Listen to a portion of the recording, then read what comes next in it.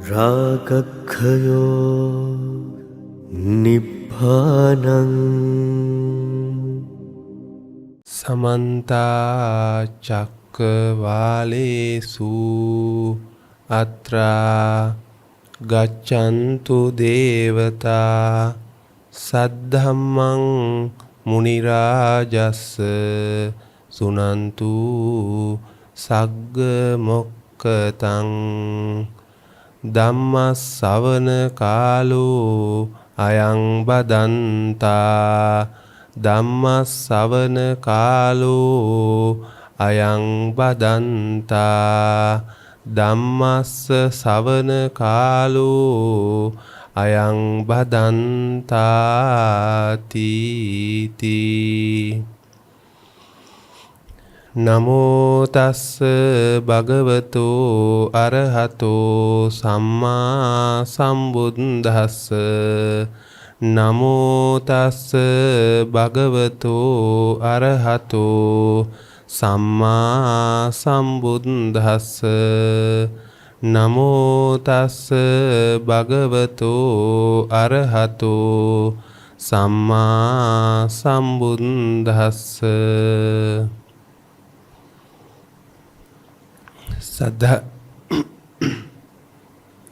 සද්ධා සම්පන්න පින්වතුනි, තුන් ලෝකාග්‍ර වූ භාග්‍යවත් වූ අමාමෑණී දසබලධාරී සර්වඥ රාජෝත්තමයන් වහන්සේ දේශනා කරපු ඒ අමා මහ නිවන ලබා ගැනීමේ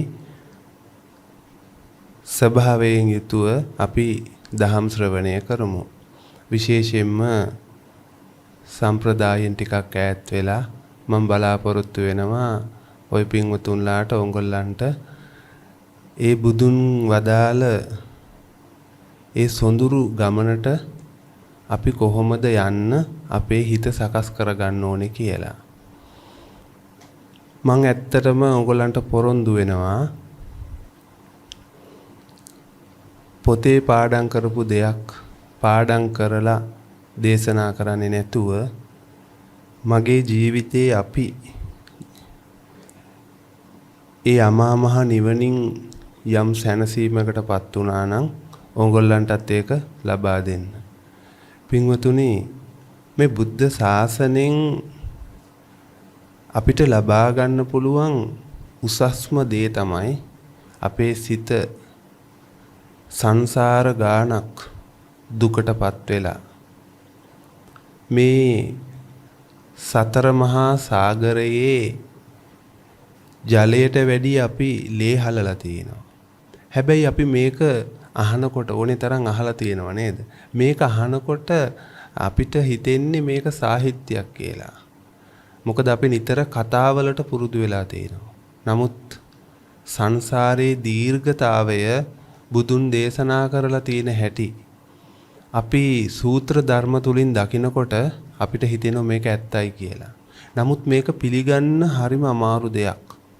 අපිට ඒක තේරෙන්නේ මේක තේරෙන්න බුදු පියාණන් වහන්සේගේ ධර්මය අපි හොඳට මෙනෙහි කරන්න ඕන. මේ බුදුන්ගේ ධර්මය කවුද වැඩක් ගන්නෙ? කවුද නියම ප්‍රයෝජනෙ ගන්නෙ? මේ බුදුන්ගේ ධර්මයෙන් ප්‍රයෝජනය ගන්නේ හිතන්න පුළුවන් කෙනෙක්. චින්තන ශක්තියක් තියෙන කෙනෙක්. හිතන්න බැරි ඒගොල්ලන්ට මගේ ධර්ම දේශනාවත් බුදුන්ගේ ධර්ම දේශනාවෙන් ඒ ලබා ගන්න පුළුවන් උසස්ම ඵලෙත් කවදාක්වත් ලබා ගන්න බෑ කියලා මට අත්දැකීමෙන් තේරෙනවා. මොකද අපි දහස් ගානකට ධර්මයේ දේශනා කරලා තියෙනවා. ඇසුරු කරලා තියෙනවා. බොහෝ දීර්ඝ කාලයක් පැවිද්දෙන් ලද අත්දැකීම තුලින් මම මේ කියන්නේ. ඉතින් ඒක නිසා මම බලාපොරොත්තු වෙනවා ඕගොල්ලන්ට, මොකද pāli භාෂාව කියන එක මටත් එච්චර බෑ. මම ධර්මයේ ඉගෙන ගත්තේ සිංහලෙන්. pāli පාඩම් කරේ නැහැ. ඕනි නම් පාඩම් කරලා කියන්න පුළුවන්. නමුත් මම බලාපොරොත්තු වෙනවා මේ pāli පාට ගොඩාක් අත්හැරලා අපේ ලැන්ග්වේජ් එකෙන් අපේ භාෂාවෙන් ඕගොල්ලන්ක ධර්මයේ සාකච්ඡා කරන්න. ඒ වගේම මේ බුද්ධ ශාසනයකින් අපිට බලාපොරොත්තු වෙන්න පුළුවන් මොනවද? බුදුන් මේ ධර්මයක් මේ ශාසනයක් හදලා බලාපොරොත්තුනේ මොකක්ද? හැමෝටම බුද්ධ ශාසනයක් වැඩක් නැහැ. හැමෝටම බුදු පියාණන් වහන්සේ කෙනෙක්ව වැඩක් නැහැ. මොකද්ද අපිට බලාපොරොත්තු වෙන්න පුළුවන්? ඇයි අපි බුද්ධ ශාසනයකට එන්න ඕනේ? මේ බුද්ධ දර්ශනය බුදුන් ලෝකෙට හඳුන්වලා තියෙන්නේ මේ ලෝකයේ තියෙන උසස්ම විද්‍යාව. වෙන කිසිම කෙනෙකුට හොයාගන්න බැරි උසස්ම විද්‍යාවක් තමයි ලෞතුරා බුදුන් මේ දේශනා කරලා තියෙන්නේ. එතකොට මේක අපිට ඕන වෙන්නේ මේ අප සියලුම සත්වයන්ට, මනුස්සයන්ට. මේක සමහර වෙලාවට තිරිසන් සතෙකුටත් ඕන වෙන්න පුළුවන්. බොහෝ සෙයින්ම මේක අවශ්‍ය වෙන්නේ දෙවියන්ට, මනුස්සයන්ට. මේ මනුස්සයන්ට අපි මෙහෙම ජීවත් වෙනකොට අපි නිරන්තරයෙන්ම අපේ සිත මේ ලෝක සත්වයෝ සැපට කැමති. කවදාක්වත් අපි දුක් විඳින්න කැමති නෑ. ඒක තමයි මේ ස්වභාවික වූ සිතේ සිස්ටම් එක, ක්‍රමය. ඉතින් ඕගොල්ලන්ට හිතෙන්න පුළුවන් අපි දුක් විඳිනවානේ සමහරක් වෙලාවට. නැහැ. අපි දුක් විඳිනවා. හැබැයි සැපක් ලැබෙයි කියලා බලාපොරොත්තු වෙයි. දැන් ඕගොල්ලෝ සමහරක් වෙලාවට රැකියා කරනවා.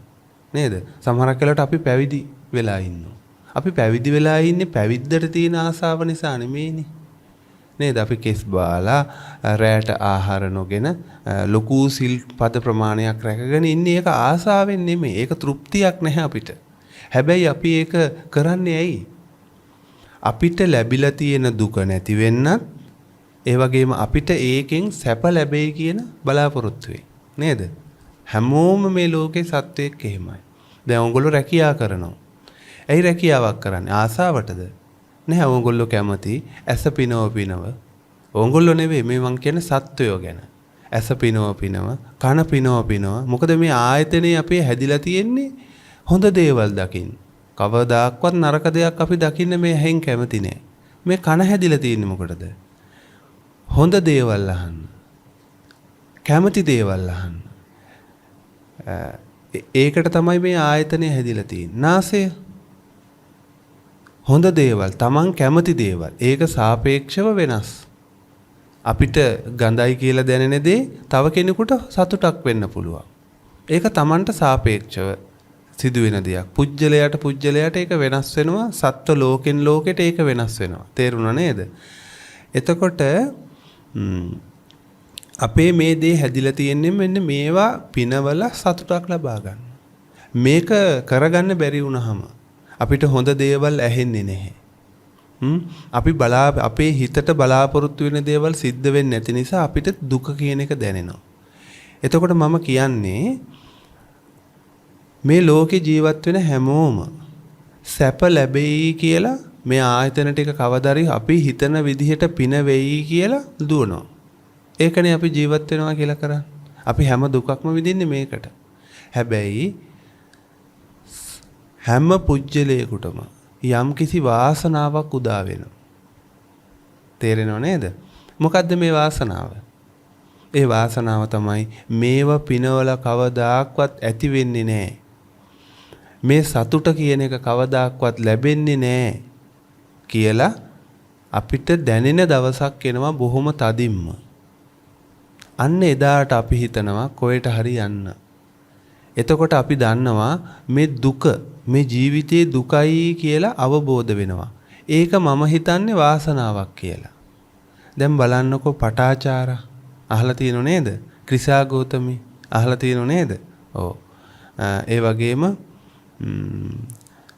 උපතිස්ස කෝලිත අහලා තියෙනව නේද?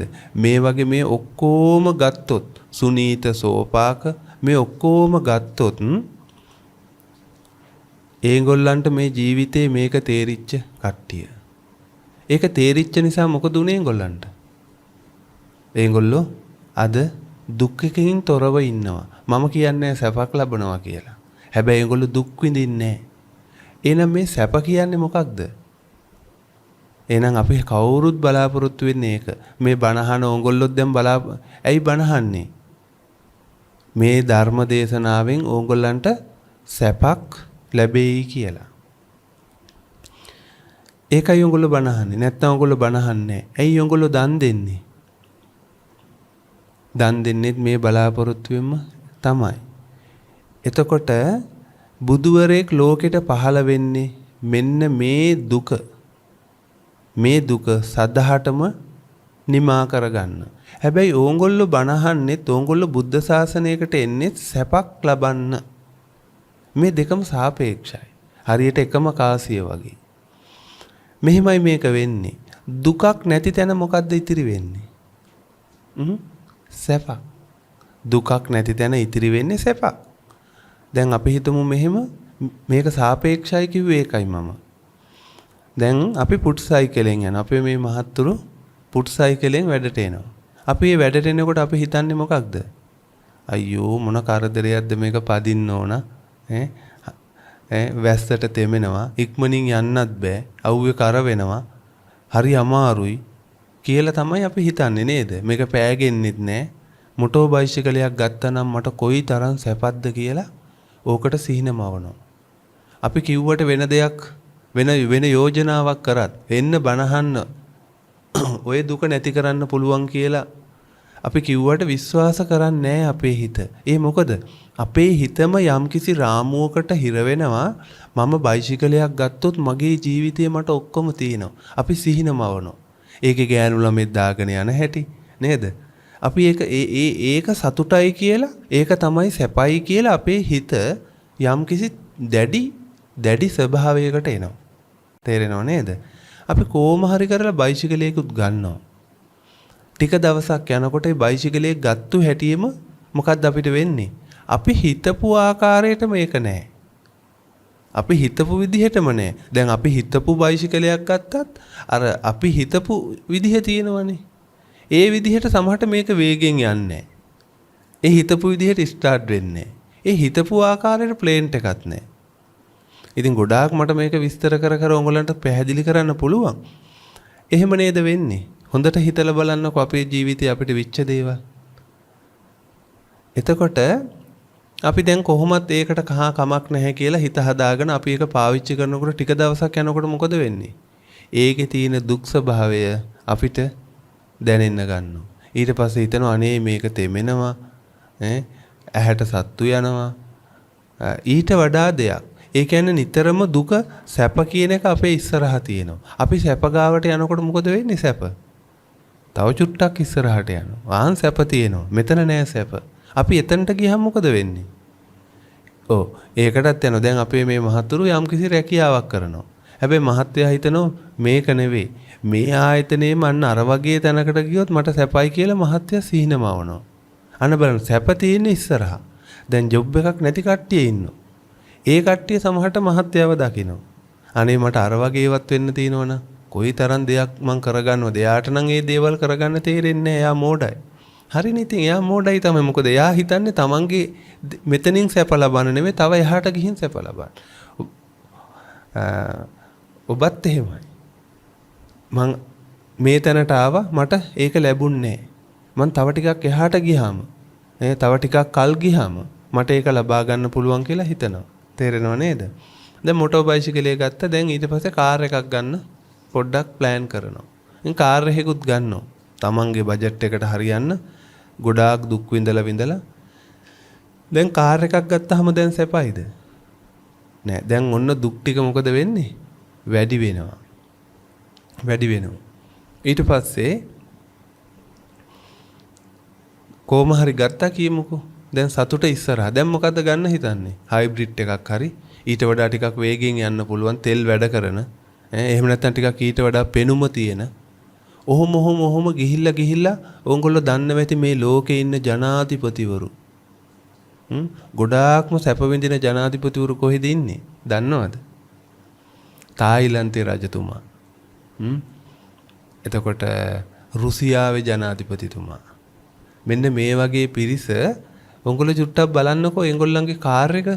ඒගොල්ලෝ කාර් එකට වෙනම රත්තරන් වලින් රෝද රිම් කප් එහෙම හයි කරලා තියෙන රත්තරන් වලින්.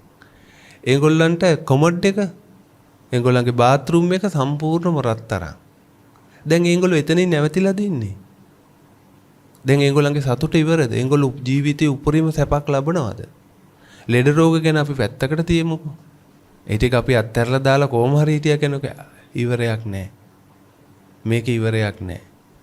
ඒ වගේ තමයි ජීවිතේ හැම පැත්තක්ම. මම මේ කිව්වේ වාහන පැත්ත. ලෞකික දෙයක් ගැන. ඒ වගේම තමයි අපි හිතන කාන්තාවක්. නේ? අපිට හොඳ කාන්තාවක් එයා ලැබුණා නම් මුලින්ම නම් හිතන්නේ එයා hina වුණා නම් හොඳයි කියලා. ඊට පස්සේ මොකද හිතන්නේ? පොඩ්ඩක් කතා කරන්න තිබ්බනම් මට මොනවත්ම එපා. අපි සාමාන්‍යයෙන් කියන්නේත් එහෙමයි. අපි අයට කියනවා මට මොනවත් එපා. චුට්ටක් ඔයත් එක්ක කතා කරන්න. අපි යම්කිසි රාමුවක හදනවා මම අහන දෙයට යා උත්තර දෙන්න ඕන මේ විදිහටයි. ඒ විදිහට උත්තර දුන්නාම මට සැපයි කියලා අපේ හිත අපි ඒක හිත ඉන්නේ අපිට ඒක දැනෙන්නේ නමුත් අපේ හිත හිතන්නේ ඒ විදිහටයි. තේරෙනව නේද? අපි කතා කරනවා. හැබැයි අපි හිතපු විදිහට යම් පිච්ඡං නලබති තම්පි දුක්ඛං අපි යමක් බලාපොරොත්තු වෙනවද ඒ ආකාරයට ඒක පවතින්නේ නැහැ. ඒ ආකාරයට ඒක පවතින්න ඕනේ නම් මම මේ කියන්නේ තව පුජ්‍යලෙක් එක මේ කතාව. ඒ ආකාරයට ඒක පවතින්න ඕන නම් මොන වගේ වෙන්න ඕනේද? අපේ විඥාණයෙන්ම අපේ මේ ශරීරයෙන්ම කොපියක් හදන්න ඕන. තේරෙනව නේද? නැත්තම් කවදාක්වත් මේක හරියන්නේ නැහැ. මොකද නානත්ත් සංඥා එක එක සත්වයෝ ඉන්නේ. එක එක පුරුදු තියෙන්නේ. දැන් ගොඩාක් ඔය දෙමව්පියෝ කසාද බඳින්න ලෑස්ති කරනකොට ඒගොල්ලෝ හදනවා තමන්ගේ දුවට එහෙම නැත්නම් තමන්ගේ පුතාට ගැළපෙන කෙනෙක්. මේ ගැළපීම කවදාක්වත් කරන්න බෑ. ගැළපීම කරන්න නම් අපිට පුජ්‍යලෙක් එක්ක සතුටු වෙන්න නම් අපේ හිතේ කොපියක් ගන්න ඕන. හරි දැන් එහෙම ගත්තයි කියමුකෝ. බලමුකෝ ඒක හරි කරගන්න නේ. විද්‍යාවෙන් ඒව වුණත් බැරි නෑ. දැන් අපේ හිත අපිට ඕන විදිහට පවතිනවද? ඈ? අපේ හිත අපිට ඕන විදිහට පවතිනවද? නෑනේ. සමහරක් වෙලාවට අපේ හිතම අපිට එපා වෙනෝනේ. සතුටු වෙන්න පුළුවන්කම තියෙද්දි මෙයා සතුටු වෙන්නේ අපිට වදයක් වෙනවා. එහෙනම් හිතන්නකෝ අපේ හිතේ කොපියක් අරගෙන අපි විහාදිවියකට ආවත් අපිට සතුටු වෙන්න බෑ. අපි හැසිරෙන විදිහ අපි සතුටුයිද අපිට? සමහරක් වෙලාවට අවදි වෙන්න ඕන වෙලාවට අවදි වෙන්න බෑ. නිදා ගන්න ඕන වෙලාවට නිදා ගන්න බෑ. කන්න ඕන වෙලාවට බඩගිනි නෑ. කොහේ හරි යන්න ඕන වෙලාවට කකුල් දෙක රිදෙනවා. කකුල් දෙක රිදෙන්නේ නැති වෙලාවට යන්න හිතෙන්නේ කම්මැලි. බලන්නකෝ පුදුම කරුමයක් නේ මේකනේ. එහෙනම් හිතන්න අපි දැන් සමහරක් වෙලාවට අපිට කවුරු හරි නැති වෙනවා. අපි යාළුවෙන් ඉන්න කෙනෙක් අපිට නැති වෙනවා. අපි එක්ක ආදරය කරන කෙනෙක් අපෝ දාලා යනවා. ඇත්තටම අපි දුක් වෙන්න ඕනේද? අපි හිතනවනේ අපිට දුක ලැබෙන්නේ මොකෝ දන්නවද? අපේ බලාපොරොත්තුවත් මත. අපි හිතනවා එයා මට මේ විදිහට කතා කරන්න ඕන මං එයාත් එක්ක මෙහෙම ඉන්නවා කියලා අපි සිහිනක ඉන්නවා. අපි ඒක පුරුදු වෙලා ඉන්නවා. තේරෙනව නේද? හැබැයි පින්වතුනි මම මේ කිව්ව විදිහට හිතලා බලන්නකෝ. කවදාක්වත් අපේ ඒ සිහිනය අපි ඒක ගත්තත් අපිට හිතෙනව නෑ දැන් අපි තුමු කසාද බැඳා කියලා. අපිට ගැළපෙන්නේ කසාද බැඳපු දවසේම අපිට ප්‍රශ්නයක් එනවා. ඕගොල්ලෝ කසාද බැඳපු ඕගොල්ලන්ට ඒක තේරෙන්නේ නැති. දුක කියන එක එතනම දැනෙනවා අපිට. අපි හිතනෝ නෑ ටික දවසකින් හරියයි.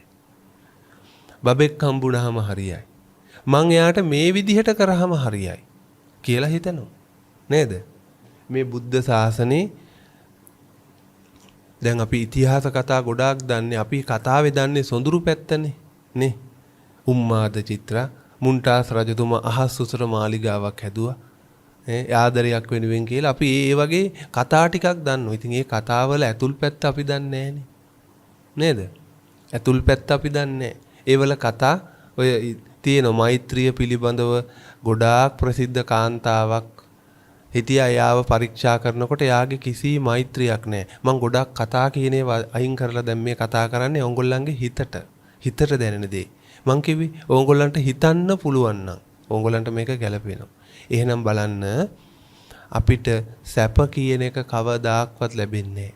බුදු පියාණන් වහන්සේ දේශනා කරනවා මේ ලෝකේ දූවිලි අංශුවක්වත් සැප සතුට කියන එක නැහැ කියලා. බුදු පියාණන් වහන්සේ දේශනා කරනවා සැපක් සතුටක් තියෙනවා නම් මම ධර්මය දේශනා කරන්නේ ඒ දූවිලි අංශුවක තරම් හරි සැප සතුට ලබා ගන්න කියලා. තේරුණා නේද? ඉතින් මෙන්න මේ විදිහට ඉන්න ඕනම සත්වයකට ඕනම මිනිස්සෙකුට ජීවිතේ මං කිව්වේ වාසනාව උදා වෙනවා. මෙන්න මේක තේරෙන්න ගන්නවා. මට නම් ජීවිතේ වැඩක් නැහැ. මට මේ අහවල් දේ මම බලාපොරොත්තු වුණා ඒක සැපයි කියලා අන්න බලන්න එතනදී පොඩි වැරද්දක් වෙනවා. මොකක්ද ඒ වැරද්ද? අපි ලෝක ස්වභාවය නෙමෙයි එතනදී තේරුම් ගන්නෙ. අපි හිතා ගන්නවා මෙහෙම වුණාම මට සැපයි. මෙහෙම වුණාම සැපයි. ඒක ඕනේ දෙයක් වෙන්න පුළුවන්. සීනි බෝලයක් බලාපොරොත්තුෙන් ඒ සැපේ සීමාවක් නැහැ. ගොඩාක් සමහරක් ඒගොල්ලෝ රත්තරන් කිලෝ එකක් හම්බුනහම සැපයි කියලා හිතන්න පුළුවන්. හැබැයි සමහරක් ඒගොල්ලෝ සීනි බෝලයක් ඇති. අපි පුංචි කාලේ නේද බොහෝම චූටි දෙයකට අයිස්ක්‍රීම් මෙහෙකට අපි ගොඩාක් දුක් විඳා. ඒකට මිලක් නියම කරන්න බෑ.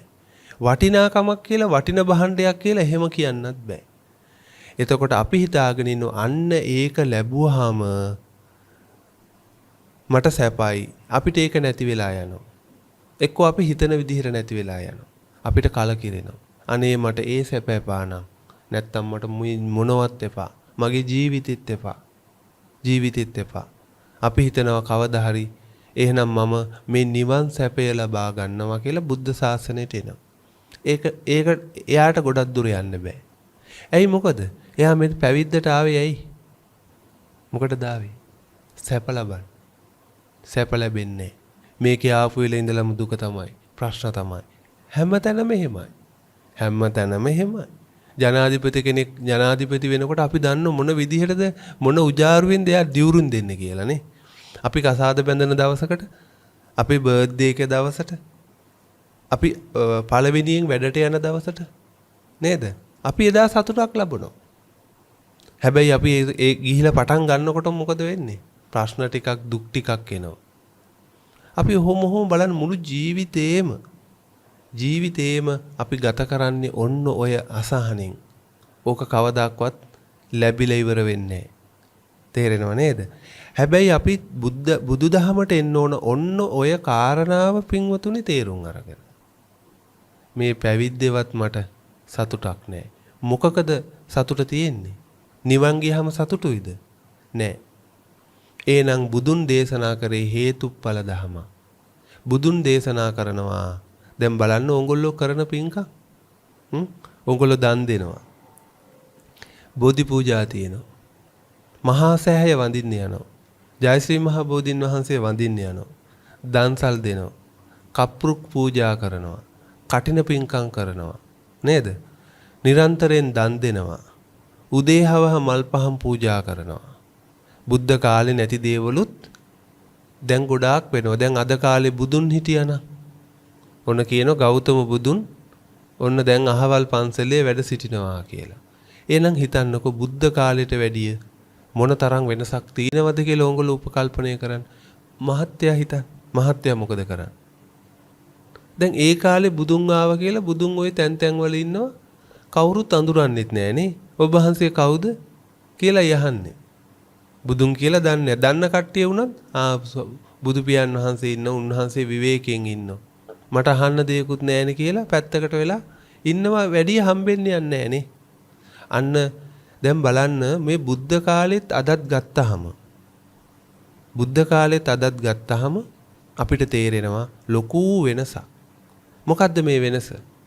මොකද්ද මේ තියෙන ප්‍රධාන වෙනස? බුද්ධ කාලේ මට තේරෙන හැටියට මට දැනෙන හැටියට මේ ශාසනයට ඇතුළුනේ සෝවාන් ඵලය ලැබලා කෙනෙක් මේ ධර්මය දැකලා මේ ධර්මය තුලින් දකිනවා මට මේ ඉපදීම නැති කරන්න පුළුවන් මට නිවන ලබා ගන්න පුළුවන් ජීවිතය කියන්නේ මෙන්න මේ වගේ දෙයක් කියන එක දුක කියන එක අවබෝධ කරගන්නවා දැන් බුදුන් දේශනා කරෙත් ඒකනේ ජීවිතේ හැම මොහොතකම දුකයි එතකොට මම කලින් මතක් කරා අපේ හිතේ ස්වභාවය මොකද්ද මේ හිතේ ස්වභාවය මතකද ඒ තමයි අපේ හිත ලෝකයා සත්වයාගේ සිත කවදාක්වත් දුකක් විඳින්න කැමති නැහැ. එයා සැප විඳින්නමයි කැමති. හැබැයි දුක විඳිනවා. සැපක් ලැබෙයි කියලා බලාපොරොත්තු වෙයි. පාරේ වැඩ කරන්නේ මහා ගිනි අවුවේ මිනිස්සු නේද? තාර දාන්නේ එහෙමනේ. ගිනි අවුවෙත් තාර බැරල් එකෙත් ඒ ගින්දරේ ඉඳගෙන තාර දානවා. ඇයි ඒ දුක් විඳින්නේ? හවසට මේ දුක විඳලා මට හවසට සැපක් ලැබෙයි කියලා බලාපොරොත්තු වෙයි. සැප ලැබෙන්නේ නැහැ හවසට. මොකද කරන්නේ? ඒක නිසා බොනවා. බිව්වහම හිත නැහෙනේ. හිතට කිසි දෙයක් තේරෙන්නේ නැහැ. මත් වෙලා. නේද? එහෙම නැත්නම් කුඩු වර්ග ಜಾති පාවිච්චි කරනවා. එහෙනම් මත්ද්‍රව්‍ය නැති කරන්න නම් අපි මොකද කරන්න ඕනේ? දුක කියන එක නැති කරන්න ඕන. මත්ද්‍රව්‍ය නැතුනොත් මිනිස්සු මොකක් හරි බොයි. මොකක් හරි ගහක් තියෙන එකක් කයිනේ. ඒයි මොකද? අර සතුට කියන එක සැප කියන එක හොයාගෙන යන නිසා. එතකොට අන්න බලන්න මේ ලෝක සත්වයාගේ ස්වභාවය තමයි දුක් විඳින්න නම් පොඩ්ඩක්වත් කැමති නැහැ. එහෙමනම් බුදු පියාණන් වහන්සේව හම්බෙන්නේ එන්නේ කෙනෙක් මේ දුක නැති කරන්න. අන්න අපි යන්නත් ඕනේ ඒකට. හැබැයි සැප ලබා ගන්න නෙමෙයි. මේක හරි වෙනසයි. උංගලන්ට තේරෙයි එක වගේ කියලා. නෑ. දැන් මහතුරු ඇයි කප්රුකක් පූජා කරන්නේ? දුක නැති කරන්නද සැපක් ලබා ගන්නද? මොකටද? සැපක් ලබා ගන්න. අපි ගිහිල්ලා ප්‍රාර්ථනා කරනවානේ. නේ? මට මේ වගේ ජොබ් එක හම්බෙලා මං හිතපු ගෑනු ළමයා හම්බෙලා එහෙම නැත්නම් මම හිතපු විදිහට දරුවෙක් ලැබිලා මේ විදිහට වෙලා මට අවසානයේ නිවනත් ලැබේවා. ඒ අවසානයක් නෑ, ඒක අනන්තයක් නේ. ඒක හැමදාම අතුලියලිලියේ පොඩ එහාට යන. මොකද අපි හිතන්නේ අපේ බලාපොරොත්තු ටික ඔක්කොම ඉවරුනහම අපිට සැපයි. ඒ සැපෙන් පස්සේ මට කරන්න දෙයක් නෑ, මං නිවනට යනවා කියලා අපි ප්‍රාර්ථනා කරනවා. ප්‍රාර්ථනා කරන්නේ නැහැ කියලා වචනෙන් නොකියුවත් හිතින් හරි හිතනවා මෙන්න මෙහෙම දෙයක් මට වෙයි කියලා. බෝධි පූජාවට, දානෙට මේ හැම දෙයක්ම බුද්ධ ශාසනය සකස් වුණේ ඒ විදිහටයි. මොකද අපි දන්නවා බුදුන් සැප ලබා දෙනවා. කර්මයෙන් අපිට දේවල් ලැබෙනවා. මේ විදිහට ගොඩාක් දෙනෙක් කරනවා. නමුත් මේක නියම ක්‍රමේ නෙමෙයි. අපි බුද්ධ ශාසනයට එන්න ඕන මොකක් ලබා ගන්නද? සැප ලබන්නද නැත්නම් දුක නැති කරගන්නද? දුක නැති කරගන්න. දුක නැති කරන්න පුළුවන්ද? දුක නැති කරගන්න බෑ. දුක නැති කරගන්න බෑ. දුක අවබෝධ කරගන්න පුළුවන්. මම ඒක කියලා දෙන්නම්. මේක දැන් මෙතනින් එහාට කිව්වොත් තේරෙන්නේ නැහැ. මේ දුක් ටික නැති වෙනවට අපි හරි ආසයි. ඒ වුණාට බුද්ධ ශාසනයෙන් ඒක වෙන්නේ නැහැ. එහෙනම් පින්වතුනි යන්න බලන්න බුදු කෙනෙක් ලෝකෙට පහළ වෙන්නේ මේ දුක අවබෝධ කරලා දුකෙන් එතර වෙන්න. අන්න දුක නැති කරන කතාවක් මෙතන අපි කියන්නේ. දුකෙන් එතර වෙනවා. අපි දුකෙන් අයින් වෙනවා. තේරෙනව නේද මේ සිද්ධ වෙන දේ? අපි හරි කැමති දුක අපේ දුක නැති වෙනවට. එතකොට දුක නැති තැන මොකද්ද ඉතිරි වෙන්නේ? සැපක්. අන්න ඒක නිසා කියනවා ඒ නිවන සැපයි කියලා කියනවා. නිවන් සැපත කියලා කියනවා. හැබැයි ලෝතුරා බුදුන් ඕක කියන්නේ නිවන සැපතක් කියලා කියන්නේ. එතකොට නිවන සැපතක් වෙනකොට මං කිව්වේ හොඳට හිතන්න මං කියන එක. නිවන සැපතක් වෙනකොට එතන මොකද්ද තියෙන්නේ? එතන පුජ්‍යලයක් ඉන්නවා. පුජ්‍යලයක් ඉන්නවා. ඒ පුජ්‍යලයට දුක නැහැ. ඒ පුජ්‍යලයට සැපක් විඳිනවා. නේද? මේ විඳීමේ ගැන කතාවක් මේක. මේක ටිකක් දැන් සංකීර්ණ වෙනවා මේ ගැටලුව. එතකොට ඒක නිසා ඔන්න අපි කල්පනාවට ගන්න ඕන මේ ඒ කාලේ අද කාලේ වෙනස. ඒ කාලේ රජගහ නුවරේ 7 කෝටියක් විතර ජනගහනය හිටියා. මේ 7 කෝටියෙන් 5 කෝටියක්ම සෝවාන් ඵලය ලැබලා තිබුණේ. ඒ මොකද ඒගොල්ලන්ට ජීවිතේ ගොඩාක් බුදුන් හම්බෙන කට්ටිය ඒ කාලේ ඒගොල්ලන්ට තේරිලා තිබ්බ මේ ජීවිතේ නම් කවදාක්වත් සැප කියන එක ළඟා කරගන්න බෑ. දුකම තමයි මට ලැබුණේ. අන්න බුදුන් හොයාගෙන ගියා. බුදුන් යාට දුක අවබෝධ කරලා දුන්නා. නේද? ඊට පස්සේ ඒගොල්ලෝ මොකද උනේ? ඒගොල්ලෝ කියනවා අනේ ස්වාමීනි මට ඉතිරි ටිකක් යන්න මාව පැවිදි කරන සේක්වා. අහලා තියෙනව නේද අපි මේ කතා? බද්දවග්ගිය කුමාරවරු 30 දෙනා ප්‍රථම රහතන් වහන්සේලා 69 ගැන බලන්නකෝ. ඒගොල්ලෝ හැමෝම මොන වගේ කට්ටියද? ඒගොල්ලෝ හැමෝම බුද්ධ ශාසනයකට ආවේ ධර්මය දැකලා සෝවාන් ඵලය ලබාගෙන. නේද? සමහරක් ඒගොල්ලන්ට පැවිදි වෙන්න බෑ. බුදුන් කවදාක්වත් කියන්නේ නැහැ පැවිදි වෙන්න කියලා. අහලා තියෙනවද? අහලා තියෙනවද? බුදුන් කවදාක්වත් කියන්නේ නැහැ පැවිදි වෙන්න කියලා. බුදුන් කවදාක්වත් කියන්නේ නැහැ බණ අහන්න ඉන්න කියලා. බුදුන් කවදාක්වත් බිම්බිසාර රජතුමාට කිව්වේ නැහැ මහරජ ධර්මදේශනාවක් සංවිධානය කරන්න. ධර්මදේශනාවක් සංවිධානය කරන්න රජවාසලේ. අහලා තියෙනවද ඔයගොල්ලෝ? මට සමහරක් වෙලාවට ඔයගොල්ලෝ බණි මේ අපේ යන සිස්ටම් එක සාමින්හන්සේ වෙනස් කරන්න හදනවා කියලා. නමුත් හිතලා බලන්න. මොකද අපිට ඕන හරි දේනේ. අපිට ඕන ඇත්ත දේනේ නේද? එහෙනම් ඇයි බුදුන් එහෙම නොකිව්වේ? අපි මහරහතන් වහන්සේලා ගැන ආනන්ද සාමින් වහන්සේ ගැන අපි දන්නවනේ. හැබැයි බුදුන් නිතරම කතා කරේ මේ දුක යම් තාක් දුරට දැනෙච්ච කෙනාට මේකෙන් එතර වෙන ක්‍රමවේදය පැහැදිලි කරලා දුන්නා. එතකොට මේ ක්‍රමවේදය දැකපු කෙනාට කියනවා දහම් මැසක් පහළ වෙච්ච කෙනෙක්. මේ ලෝකේ තියෙන අවිද්‍යාව බොහෝ දුරට බුදුන් ධර්ම දේශනාව තුලින් පහදලා දුන්නා. ඉතින් මම මේ කිව්වේ පින්වතුනි බුදු කෙනෙක් ලෝකෙට පහළ වෙන්නේ දුක නැති කරන්න නෙමෙයි, සැප ලබා දෙන්නත් නෙමෙයි. බුදු කෙනෙක් ලෝකෙට පහළ වෙන්නේ දුකෙන් එතර වෙන්න. දුක අවබෝධ කරලා දෙන්න. අන්න එතන දෙකක් තියෙනවා. දුක අවබෝධ කර දීමයි දුකෙන් එතර වීමයි. දුකෙන් එතර වීමට කියනවා රහත් භාවය කියලා. දුක අවබෝධ කරලා දෙන ඒකට කියනවා සෝවාන් ඵලය කියලා. නේද? එතකොට මේ ජීවිතේ දුක් නෙවෙයි. අපි ඇත්තටම පැවිදි වෙන්න ඕන මේ ජීවිතේ කලකිරීමකට නෙමෙයි. මොකකටද? අනේ මේ ජීවිතේ මොන තරම් දේව දැන් මං පැවිදි වෙන්න කලින් ඉස්සර කල්පනා කරා. කාන්තාවක් කෙල්ලෙක්ව සෙට් කරගත්තා නම් සැපයි. ඊපස්සේ මං කල්පනා කරා අනේ මේ බුදුන් දේශනා කරලා තියෙනවනේ අපි රජවරු වෙලා ඉඳලා තියෙනවනේ නේ සක්විති රජවරු විඳ කාන්තාව විඳලා ඇති 1500 2000 සමහර වෙලාවට මේකෙන් එක්කෙනෙකුට ආදරය කරනවා සමහරක් වෙලාවට මේකේ 5-6 දෙනෙකුට ආදරය කරනවා සිතේ ස්වභාවය ඒකයි ඕන තරම් ඒක කරන්න පුළුවන් මොකද අපේ සිතට අපි බලාපොරොත්තු වෙන ආකාරයට දෙයක් ලැබෙනවා නම් දැන් අපි දෙයක් බලාපොරොත්තු වුණොත් අපි බලාපොරොත්තු වෙන විදිහට නැතත් ඒක යම්තාක් ප්‍රමාණයකට ඒක ලැබෙනවා. යම්තාක් ප්‍රමාණයකට ඒක ලැබෙනවා නේද? එතකොට අපිට යාව ප්‍රියයි. පුජ්‍යලයෝ දෙන්නෙක් ගත්තොත් අපි කියන විදිහටම නැතත් අපි බලාපොරොත්තු වෙන යම් ප්‍රමාණයකට තිබ්බොත් අපිට යා ප්‍රියයි. ඒකට අන්තපුරේ මම පැවිදි වෙනකොට කල්පනා කරේ අනේ මම කොච්චරනම් ඉන්නේ නැද්ද? නේද? මේ සංසාරේ අපි නොකරලා නැත්තේ ඕක නෙමෙයිනේ. ඕක ඉපදෙන හැම ආත්මයකම කරානේ නේද? එහෙනම් තව කරත් ඕක ඇති වෙනවද?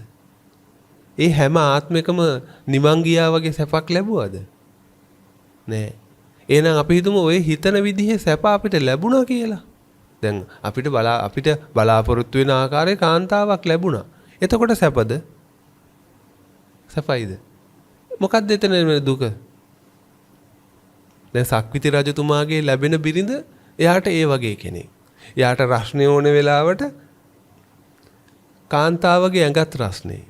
එයාට සීතල ඕන වෙලාවට කාන්තාවගේ ඇඟෙන් සීතල එනවා. එයාට හොඳ වචන කතා කරන්න ඕන වෙලාවට ඒ මොකද එයාගේ පිනට පහළ වෙන කෙනෙක්. එයාගේම පිනට තමයි මේ බිරිඳ පහළ වෙන්නේ. එතකොට බිරිඳ ඕපපාතික මැෂින් එකක් නෙමෙයි. ඒක පුජ්‍යල බද්දයි. හැබැයි උනාට එයාගේ කර්මානුරූපව තමයි ඒ වගේ සුදුසු කෙනෙක් එයාට හම්බෙන්නේ. එහෙනම් අපි බිරිඳක් නිසා දුක් විඳිනවා නම් ඒකට හේතුව මොකද්ද? අපිද යාද? අපිම තමයි. අපේ පිනමදි. මේ ආයතන ටික පිනවන්න මදි. හරි අපි හිතමු දැන් පිනක් තියෙනවා කියලා. පිනක් තියෙනවා අපි හිතනම ආකාරයේ කෙනෙක් ලැබුණා. දැන් සැපයිද? එතකොට මේ අපි හිතපු දේ නිට්ටයද අනිත්‍යද? අනිත්‍යයි. ඒක වෙනස් වෙනෝ ක්ෂණයක් පාසා. එහෙනම් අපි හිතපු ආකාරයේ දේ අපිට ලැබුණා නම් ලෝක ධර්මතාවයට අනුව ඒක වෙනස් වෙන නිසා අපිට දුක ලැබෙන්නේ නැද්ද? දුක ලැබෙනවා. අන්න මම ගිහි කාලෙම කල්පනා කරා අනේ මේක කොච්චර ලැබුවත් වැඩක් නැහැ. මේකේ ඇතිවීමක් නැහැ. මේ සැප බලාපොරොත්තුව කියන එක සිත කවදාකවත් සෑහීමකටපත් වෙන්නේ නැහැ. තේරුණා නේද? එහෙනම් මේකේ තේරුමක් නැහැ. මේක තේරුමක් නැහැ. මේ හිත සතුටු කරන්න කොහොමටවත් බෑ. අපේ හිත සතුටු වෙනවද? අද අරක්කු ටිකක් බීලා සැපයි කියලා හිතන අපි අද අනේ හැමදාම බීලා මොන ජරා මේක වැඩක් නන්නේ. අන්න හිත වෙන දේනේ. කවදාක්වත් මේක ඉවර වෙන්නේ මේ මහා පෘථුවිය බුදුන් කියන මේ තණ්හාවට මහා පෘථුවිය රත්තරන් ගොඩක් කරලා දුන්නත් වැඩක් නැහැලු. තේරෙනව නේද? එහෙමනම් අන්න බලන්න අපිට බුද්ධ ශාසනය ඕන වෙන්නේ දුක අවබෝධ කරගන්න. ඒ වගේම බුදුන් ලෝකෙට පහළ වුණේ බුදුන් කොච්චර පාරමිතා පුරලා තියෙනවද? 20 අසංකේය කල්පලක්ෂයක්. වචනෙන් සිතින් 7 අසංකේය කල්පලක්ෂයක්, වචනෙන් 9 අසංකේය කල්පලක්ෂයක්. මේ විදිහට අනියත විවරණ ලබාගෙන දීපංකර පාදමූලේ නියත විවරණ ලබාගෙන බුදු කෙනෙක් ලෝකෙට පහළ වෙන්නේ පන්සිල් රකින්න කියන දේ කියන්න නෙමෙයි. පන්සිල් රකින්න කියන්නද? දන් දෙන්න කියන්නද? හැබැයි බුදුන් පහළ වෙන කාලේ මේ දන් දීමත් පන්සිල් රැකීමත් තිබුණා නේද? භාවනා කරන ක්‍රම නැද්ද? දැන් බලන්න අද අපිට තේරෙනවා. අද සෝවාන් පුජ්‍යලයෝ මේ ආර්ය පුජ්‍යලයෝ එහෙම නැත්නම් බුදුන්ගේ දරුවෝ අඩුයි නේද? අපි අවංකවම කතා කරමු. අවංකවම කතා කරොත් අඩුයි. අපි හිතනවා නේපාලයේ ඇති. අපි හිතනවා ඉන්දියාවේ ඇති. අපි හිතනවා තායිලන්තයේ ඇති කියලා. තායිලන්තේ මිනිස්සු හිතනවා ලංකාවේ ඇති කියලා. අපි තායිලන්තේ යනවා ඒගොල්ලෝ මෙහෙට එනවා නේද? ඉන්දියාවේ කට්ටිය මෙහෙට එනවා අපි ඉන්දියාවේ යනවා. දැන් මාත් පහුගිය දවස්වල ගිහින් බලලා ආවේ. හොයාගන්න නැහැ. ලංකාව ගොඩාක් හොඳයි රටවල් වලින් මේ බුදුදහම පැත්තෙන් ලංකාව ගොඩාක් ඉස්සරහින් ඉන්නේ. එතකොට මේ ඒ කාලෙට වැඩිය අද බුදුදහමේ මේ මාර්ගඵලලාභීන් අඩුයි. හැබැයි විශාකාවල අනාථපිණ්ඩිකලා හැමතැනම ඉන්නවා. ඉන්නව නේද? ඉන්නෝ. ඒකනේ අද අපි මේ බණ කියන්නේ.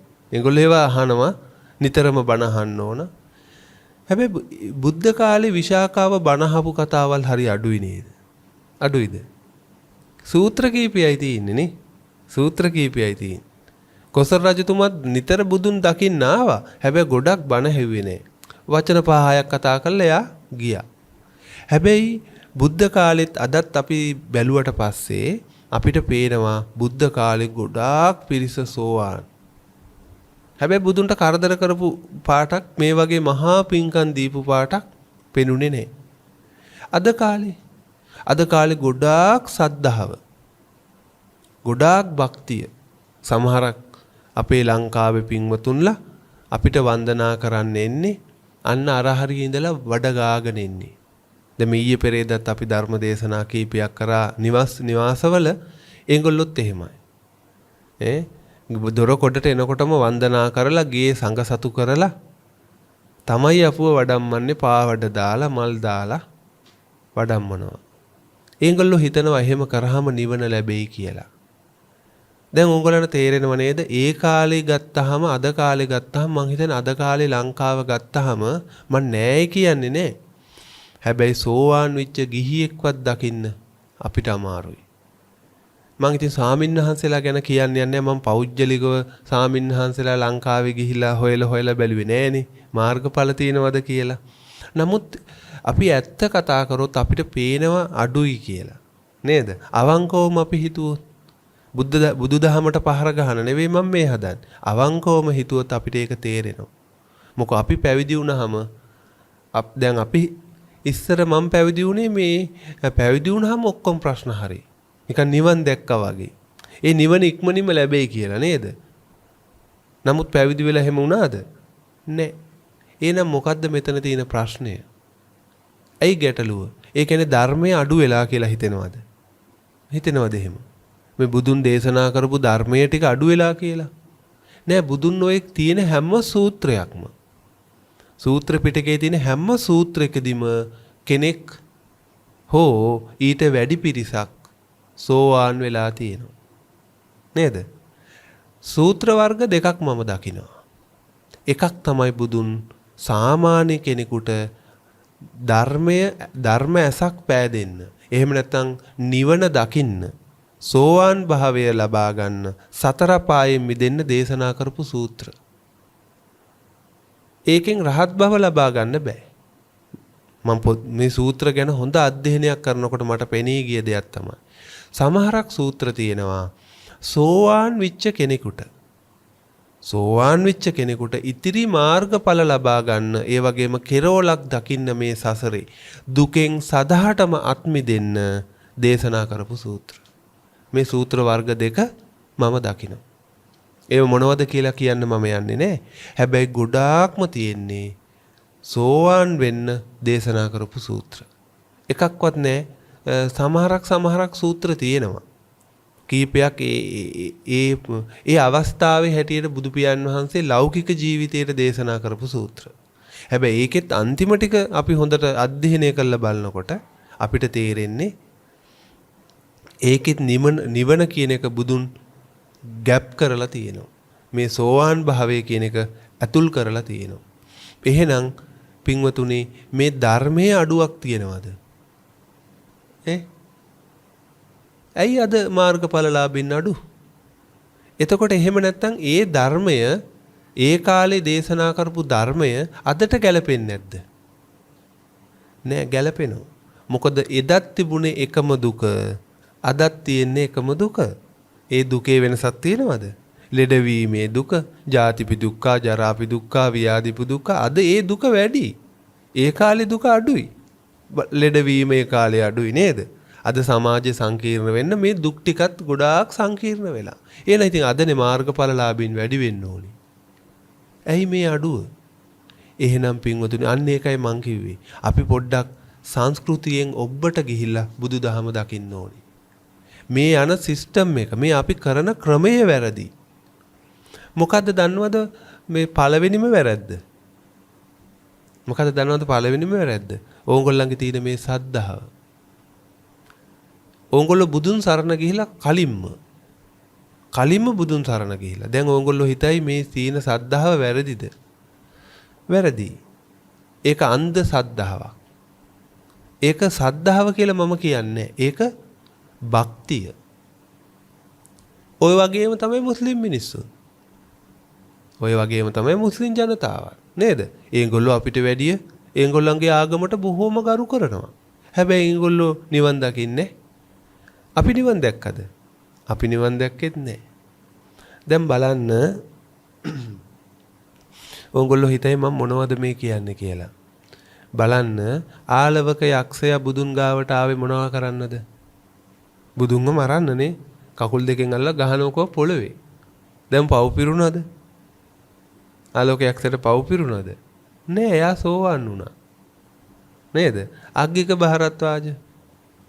එයා කිව්වා මේ අග්ගික බහරත්වාජ හරි පොඩි වෙනසක් වෙයි. ඒක සමහර විට නම හරියට මතක නෑ. එයා කිව්වා මම හම්බ කරගෙන කන්නේ, උඹ නිකන් කන්න හිතන් ඉන්න එපා. උඹත් හම්බ කරගෙන කාපන් කියලා කිව්වා. නේද? එතකොට උංගොල්ලෝ බලන්නකෝ. සමහරක් ඒගොල්ලෝ ආවේ බුදුන්ට බැනගෙන. සමහරක් ඒගොල්ලෝ ආවේ බුදුන්ට දුක කියාගෙන. නේද? මේ දුකෙන් එතර කරලා දෙන්න, සසරෙන් එතර කරලා දෙන්න. දැන් අඟුලිමාල නේ. දැන් ඕගොල්ලෝ හිතනවා ලොකු සීලයක් රකින්න ඕන, ගොඩාක් භාවනා කරන්න ඕන සෝවාන් වෙන්න කියලා. ඔන්න අපිට වැරදිච්ච පළවෙනි තැන. ගොඩාක් බෞද්ධයෝ නිවනම තමයි පතන්නේ. හැබැයි හිතනවා භාවනා කරන්න ඕනේ මේක කරන්න. පැවිදි වෙන්න ඕනේ කියලා. නෑ. මම නම් කියන්නේ සෝවාන් වෙලයි පැවිදි වෙන්න ඕනේ. නැත්තම් ඒ පැවිද්ද කරගෙන යන්න බෑ. තේරෙනව නේද? මොකද අපි බුදුන්ව දකින්න ඕන ධර්මය තුලින්. අපි බුදුන්ව දකින්න ඕන ධර්මය තුලින්.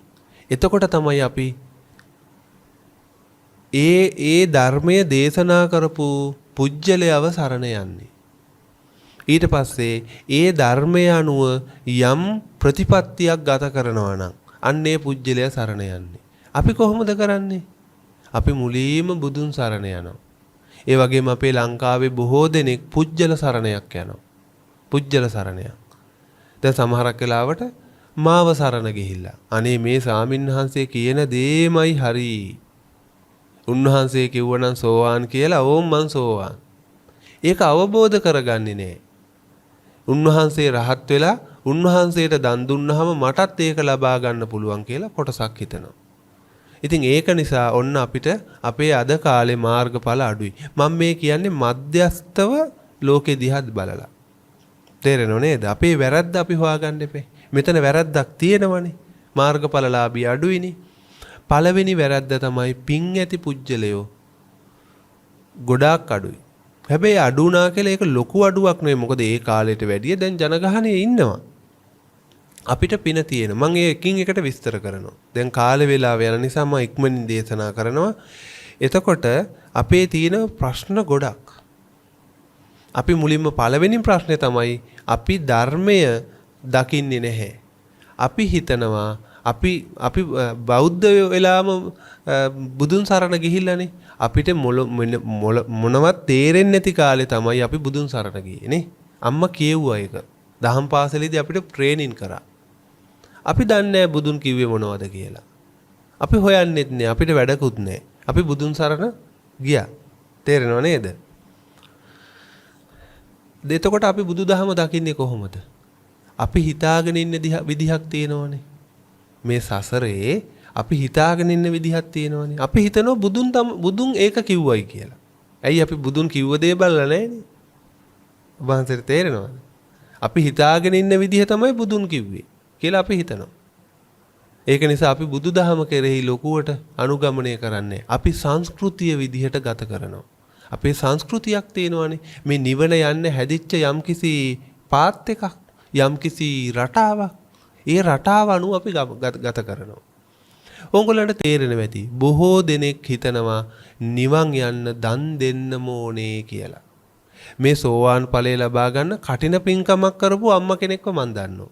මගේ ආරණ්‍යෙම නන්දිමිත්‍ර ආරණ්‍යෙම කටින පින්කමක් කරා. මේ අම්මට නිවන් දකින්න. මං කිව්වා හොඳයි අම්මා ඔය වැඩේත් කරලා බලන්නකෝ. කටින පින්කම අවසානයේ අම්මකෝ අනේ ස්වාමීන් වහන්සේ තාමවත් ඒක ලැබුණේ නෑනේ. මං කෝ ඒක ලැබෙන්නේ නෑ. මං කලින් කිව්වේ ඒක තමයි. අම්මා පිළිගත්තේ නෑනේ. අන්න මහා කටින පින්කමක් කරා. එමුණට නිවන ලැබුණේ නෑ. අන්න ඕගොල්ලෝ නිතරම හිතනවා මේ ධර්මය අහලා මේ වෙලාවේ මේක අවබෝධ කරගන්න එක නෙමෙයි දම්පින්කම් කරලා මේක කරන්න. සමහරක් වෙලාවට කියන විශාකාට තරම් අපිට පින නැහෙනි කියලා අපි හිතනවා. පින්වතුනි අපි අනිවාර්යෙන්ම නිවන් දකින්න ඕනේ මේ ජීවිතේ. ඔබ වහන්සේම එහෙම හිතනවද? ඔබ වහන්සේට නැවත මනුස්ස ජීවිතයක් ලැබෙයි කියලා? සමහරට අපිට හිතෙනවා පැවිදි වුණාම ලැබෙයි. හැබැයි පින්වතුනි මං මහත්තයාගෙන් ප්‍රශ්නයක් අහන්නම්. මහත්තයා හිතන්නේ මේ ලෝකේ දැන් අපිට පින්මදී කියන එකට හිතන කට්ටියට මම මේ කියන්නේ. මොන තරම් පින්වන්තයෝද අපි කියලා. මේ මහා පෘථුවියෙන් ගොඩබිම් කොච්චර තියෙනවද? මුහුදු කොච්චර තියෙනවද? 125ක් ගොඩබිම් තියෙනවා. ඉතුරු 175ම මහා සාගර. මහා සාගරේ. ඒ ගොඩබිම් තුලත් මහා කාන්තාර විශාල වනාන්තර දැන් ඇමසන් වනය කිව්වහම ලංකාවට වැඩිය ලොකුයි. සහරා කාන්තාරය කිව්වහම ලංකාවට වැඩිය විශාල ගුණයක් ලොකුයි. නේද? ඕස්ට්‍රේලියාව ගත්තාම පැය 6ක් විතර ගුවන් ගමනක් යන්න ඕන කාන්තාරෙ මැද්දේ. මොකද ඕස්ට්‍රේලියාව රට වටේ තමයි කාන්තාර නැත්තේ. දූපත්වල. තේරෙනව නේද? එහෙනම් බලන්න මේ තීන ගොඩබිම් වලත් මිනිස්සුන්ට ජීවත් වෙන්න පුළුවන් මොනතරම් අඩු ප්‍රමාණයක්ද? 105ක් 110ක් විතර ප්‍රමාණයක් තමයි මිනිස්සුන්ට ජීවත් වෙන්න පුළුවන්. ওই ටිකේ තමයි මේ මිනිස්සු ජනගහනයක් ඉන්නෝ කියලා අපිට පේන්නේ. එහෙනම් හිතන්න මහා සාගරයේ මාළු කොච්චර ඇද්ද? එක වේ හුඹසක් ගත්තාම ඒ වේ හුඹසේ කොච්චර සත්තු ඇද්ද? සාපේක්ෂව මේක බැලුවොත් කොච්චරක් විතර ඇද්ද? ඔක බුදුන් දේශනා කරනවා මට මතක හැටියට සූත්‍රයක නකසිකා උපමාවෙන් දේශනා කරන මේ තිරිසන් ලෝකෙයි සත්වයෝ ගත්තාම තිරිසන් ලෝකේ මහා පොළොවේ වැලි වගේ ප්‍රමාණයක් නම් ඊට සාපේක්ෂව මිනිස්සු ඉන්නේ නියපිටට ගත්තු වගේ වැසුවල්පයක්ලු. නියපිටට ගත්තු වගේ සුවල්පයක්ලු. එතකොට මේ පෘථුවිය විතරද මහත්තයා තියෙන්නේ? දැන් අපි මේ ඉන්න පෘථුවිය විතරද තියෙන්නේ? දැන් විද්‍යාඥයෝ හොයනවනේ නේද? අඟහරු වල ඉන්නෝ කියලා හිතනවනේ කුරුමිට්ටෝ. ඉන්නවද? එහෙම හිතනවනේ නේ. මේ පෘථුවිය විතරද තියෙන්නේ? මම ඒ ගැන කියන්න බලාපොරොත්තු වෙන්නේ නෑ ගොඩක්ම. හැබැයි තව ගොඩාක් තියෙනවා. ත්‍රිසහස්තික ලෝක ධාතුවක් තියෙනවා. ලෝක ගණනය කරන්නත් බෑ. මේ වගේ පෘථුවියවල් ගණනය කරන්නත් බෑ. දැන් ගොඩාක් මං හිතන්නේ පහුගිය දවස්වල මේකට එක එක ගැටලු ආවා කියලා කියනවා. නමුත් මම දන්න තරමින් නම් අපේ මේ ලෝකේ තියෙන තැනට තමයි කියන්නේ මගුල් සක්වල කියලා. මේකේ විතරයි බුදුරු පහළ වෙන්නේ. ඒකට එක එක සාමින්හන්සලා එක එක කතා කියනවා. ඉතින් මට එච්චර ලෝක ධාතු ගැන බලන්න ඥානයක් නැහැ. ඒ ලෝකේ බලලා ඒ ලෝකේ බුදුවරු පහළ වෙනවද නැද්ද කියලා බලන්න මට ඥානයක් නැහැ. නමුත් බුදු පියාණන් වහන්සේගේ දේශනාවලත් අටුවාවලත් තියෙනවා මේකේ තමයි බුදුවරු පහළ වෙන්නේ කියලා. මට ඒක ඉතින් නැහැයි කියන්නත් ඒක හැමමයි කියන්නත් බෑ. ඉතින් මම අටුවාවේ තියෙන සමහරක් දේවල් මම ගොඩාක් විශ්වාස කරනවා. බුදුන්ගේ දේශනාවලත් මේක මම හිතන්නේ ගැබ් වෙලා තියෙනවනේ මට මතක නැහැ. සූත්‍රයක තියෙනවද කියලා මේකෙම විතරයි බුදුවරු පහළ වෙන්නේ කියලා. මට මතක හැටියට අංගුත්තර නිකායේ එක සූත්‍රයක තිබුණා. ආනන්ද සාමින්හන්සේට කියනවා ඒ ලෝකවලට බුදුන් ගිහිල්ලා බණ කියන හැටි. ඒ පුජ්‍යලය වගේ ශරීරයක් මවාගෙන බණ කියනවා කියලා. මට ඒක මතකයක් තියෙනවා. මට සූත්‍රවල නැති දෙයක් ත්‍රිපිටකයේ නැති දෙයක් මට කියන්න බෑ. එතකොට අන්න බලන්න එහෙමනම් ඒ ලෝකවල ඕනේ තරම් සත්වයෝ ඉන්නවා. එහෙනම් හිතලා බලන්න කොච්චර සත්ව ප්‍රමාණයක්ද කියලා. හැබැයි ඒ ලෝකවල පහළ වෙන කට්ටිය අපි උපකල්පනය කරමුකෝ. අපි උපකල්පනය කරමු මේ ලෝකෙ විතරයි බුදුවරු පහළ වෙන්නේ. බුදුවරු පහළ වෙන්නේ ඊටාම දීර්ඝ කාලෙකින්. තේරෙනව නේද? ඊටාම දීර්ඝ කාලෙකින්. එතකොට බුදුවරු සත්වයෝ දැන් බලන්න අනන්ත අප්‍රමාණ තිරිසන් ලෝකේ. දැන් තිරිසන් ලෝකේ പ്രേත ලෝකේ ගත්තාම പ്രേත ලෝකේද වැඩි තිරිසන් ලෝකේද? പ്രേතයෝ අපිට පේන්නේ නැහනේ. නමුත් බුදුන් ඒකත් නකසිකා උපමාවෙන් කියනවා තිරිසන් ලෝකේ പ്രേත ලෝකේ මහා පොළොවේ වැලි වගේ නම් තිරිසන් ලෝකේ නියපිටට වැලි වගේ සුවල්පයක් කියලා. එහෙම මේ අවීචි මහ නරකාදීට වෙනකම් මේ උපමාව බුදුන් දේශනා කරනවා. එහෙනම් බලන්න ගණනය කරන්න බැරි සත්වයන් අතරින් මිනිස්සුયો ඉන්නේ කොච්චර පොඩ්ඩයිද? ඒ මිනිස්සුયો අතරත් දැන් ඉන්දියාවේ දිල්ලි නගරෙම ඉන්නවා කෝටි 20ක් විතර ජනගහනය. ලංකාවේ කොච්චරක් ඉන්නවද? කෝටි 2මාරක් විතර. ඉන්දියාවේ කෝටි 20ක් දිල්ලි වලම ඉන්නවා. එහෙනම් බලන්න මේ මිනිස්සු අතරත් මේ ලෝකේ ඉන්න මිනිස්සු අතරත් අපි ලංකාවේ ඉපදීම වාසනාවක් නෙමෙයිද? වාසනාවක්ද? එහෙම හිතනවද? ඔව් අපිට සමහරක් වෙලාවට වෙන රටක හිටියනම් හොඳට සැප ලබන්න පුළුවන් කියලා. නමුත් ඒ වලට ගිහින් බලන්න ඕන මේ ලංකාව තරම් සුන්දර රටක් තවත් නැහැ. ඒ වලට ගිහින් බලන්න ඕන. ගොඩක් වෙලාවට සීතලයි ඒක. අපේ රට එහෙම නෙවෙයිනේ නේ. සීතල රස්නේ අපිට ඕන තැනකට පැය 2-3කින් අපිට පරිසරයකට යන්න පුළුවන්. ඉතින් ඒ වගේම මේකේ වාසනාවන්ත මේකේ ලස්සනක් නෙමෙයි. බුද්ධ ශාසනයක් තාම මේකේ පවතිනවා. නේද? අන්න බලන්න මේ දුර්ලභ මිනිස්සු අතරින් අපි ලංකාවේ ඉපදුනා. ඒ අතරිනුත් අපි බෞද්ධයෙක් වෙලා ඉපදිච්ච එක මොනතරම් දුර්ලභයිද? ඒක පිනක් නෙමෙයිද? බෞද්ධයෙක් වෙලා ඉපදිලත් ඕගොල්ලන්ට මේ විදිහට බණ අහන්න ලැබෙන එක මොනතරම් දුර්ලභයිද? එහෙනම් පින නැද්ද අපිට? පින නැද්ද? පින තියෙනවා. දැන් සමහරක් ඒගොල්ලෝ බලන්න බුදු පියාණන් වහන්සේගේ කාලේ පින අඩු කට්ටිය හිටියා. බුදු පියාණන් වහන්සේ හොයාගෙන ගියා. බණ කියන්න. නේද? දැන් දෙවියන්ව හොයාගෙන ගියා බණ කියන්න. පින අඩුයි. එහෙනම් පින්වතුනි අපිට ඕනේ තරම් පින තියෙනවා. ඕනේ තරම් පින තියෙනවා. එකක් තමයි අපි මේ ධර්මය දකින්න උත්සාහ කරන්නේ. අපේ සංස්කෘතියෙන් හුරු වෙලා තියෙනවා.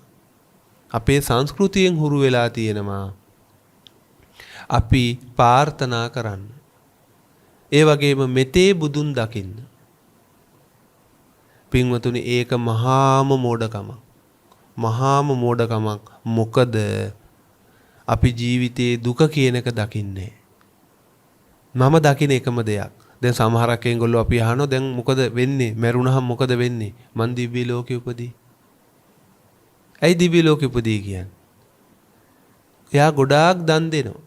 තමරක් එක මහත්තයෙක් මට කිව්වා එයා සාංගික දාන 160ක් දීලා තියෙනවලු.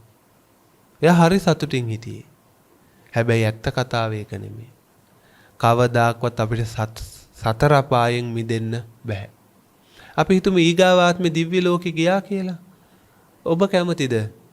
ඊගාවාත්මේ දිව්‍ය ලෝකෙ ගිහිල්ලා ඊට පස්සේ කල්ප ගාණක් අති දීර්ඝ කාලයක් අවීචි මහනරකාදී ඉන්න කැමතිද?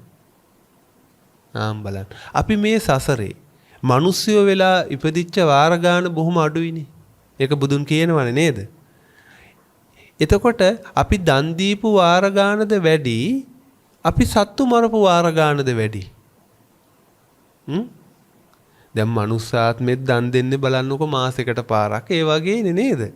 එහෙනම් බලන්න අපායට යන හේතු 10ක් තියෙනවා. දිව්‍ය ලෝකෙට යන හේතු තියෙනවා. අපිට භවභෝග සම්පatti ලබන්න පුළුවන් හේතුත් භාග්‍යතුන් වහන්සේ දේශනා කරලා තියෙනවා. මේව සාපේක්ෂව බලන්නකො. ඒ කියන්නේ ලද අවස්ථාවේ අපි මේ නිවන ලබා ගන්නෑ කියන්නේ අපිට ඒක බොහෝ කාලයක්. ඒ අමා මහ නිවන ඉතා දීර්ඝ කාලයක් යනවා. අපි දුක් වෙන්න ඕනේ අපිට මේ දේවල් ලැබුණ නැහැ කියලා නෙමෙයි. අපිට කෙල්ල නැති වුණා කියලා නෙමෙයි අපි දුක් වෙන්න ඕනේ. මොකටද අපි දුක් වෙන්න ඕනේ?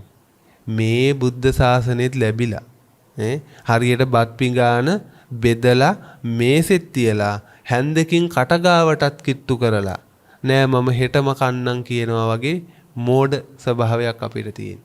අපි දුක් වෙන්නේ වෙන දෙයකට. අපි දුක් වෙන්න ඕන මේ බෙහෙත අමා කිරක් බඳු මේ බෙහෙත කටගාව තියලා තොලේ ගෑවි තියලත් කට අරින්න අපිට වාසනාවක් නැතිවීම. මම ඒ ගැන වැඩි කියන්නේ නැහැ.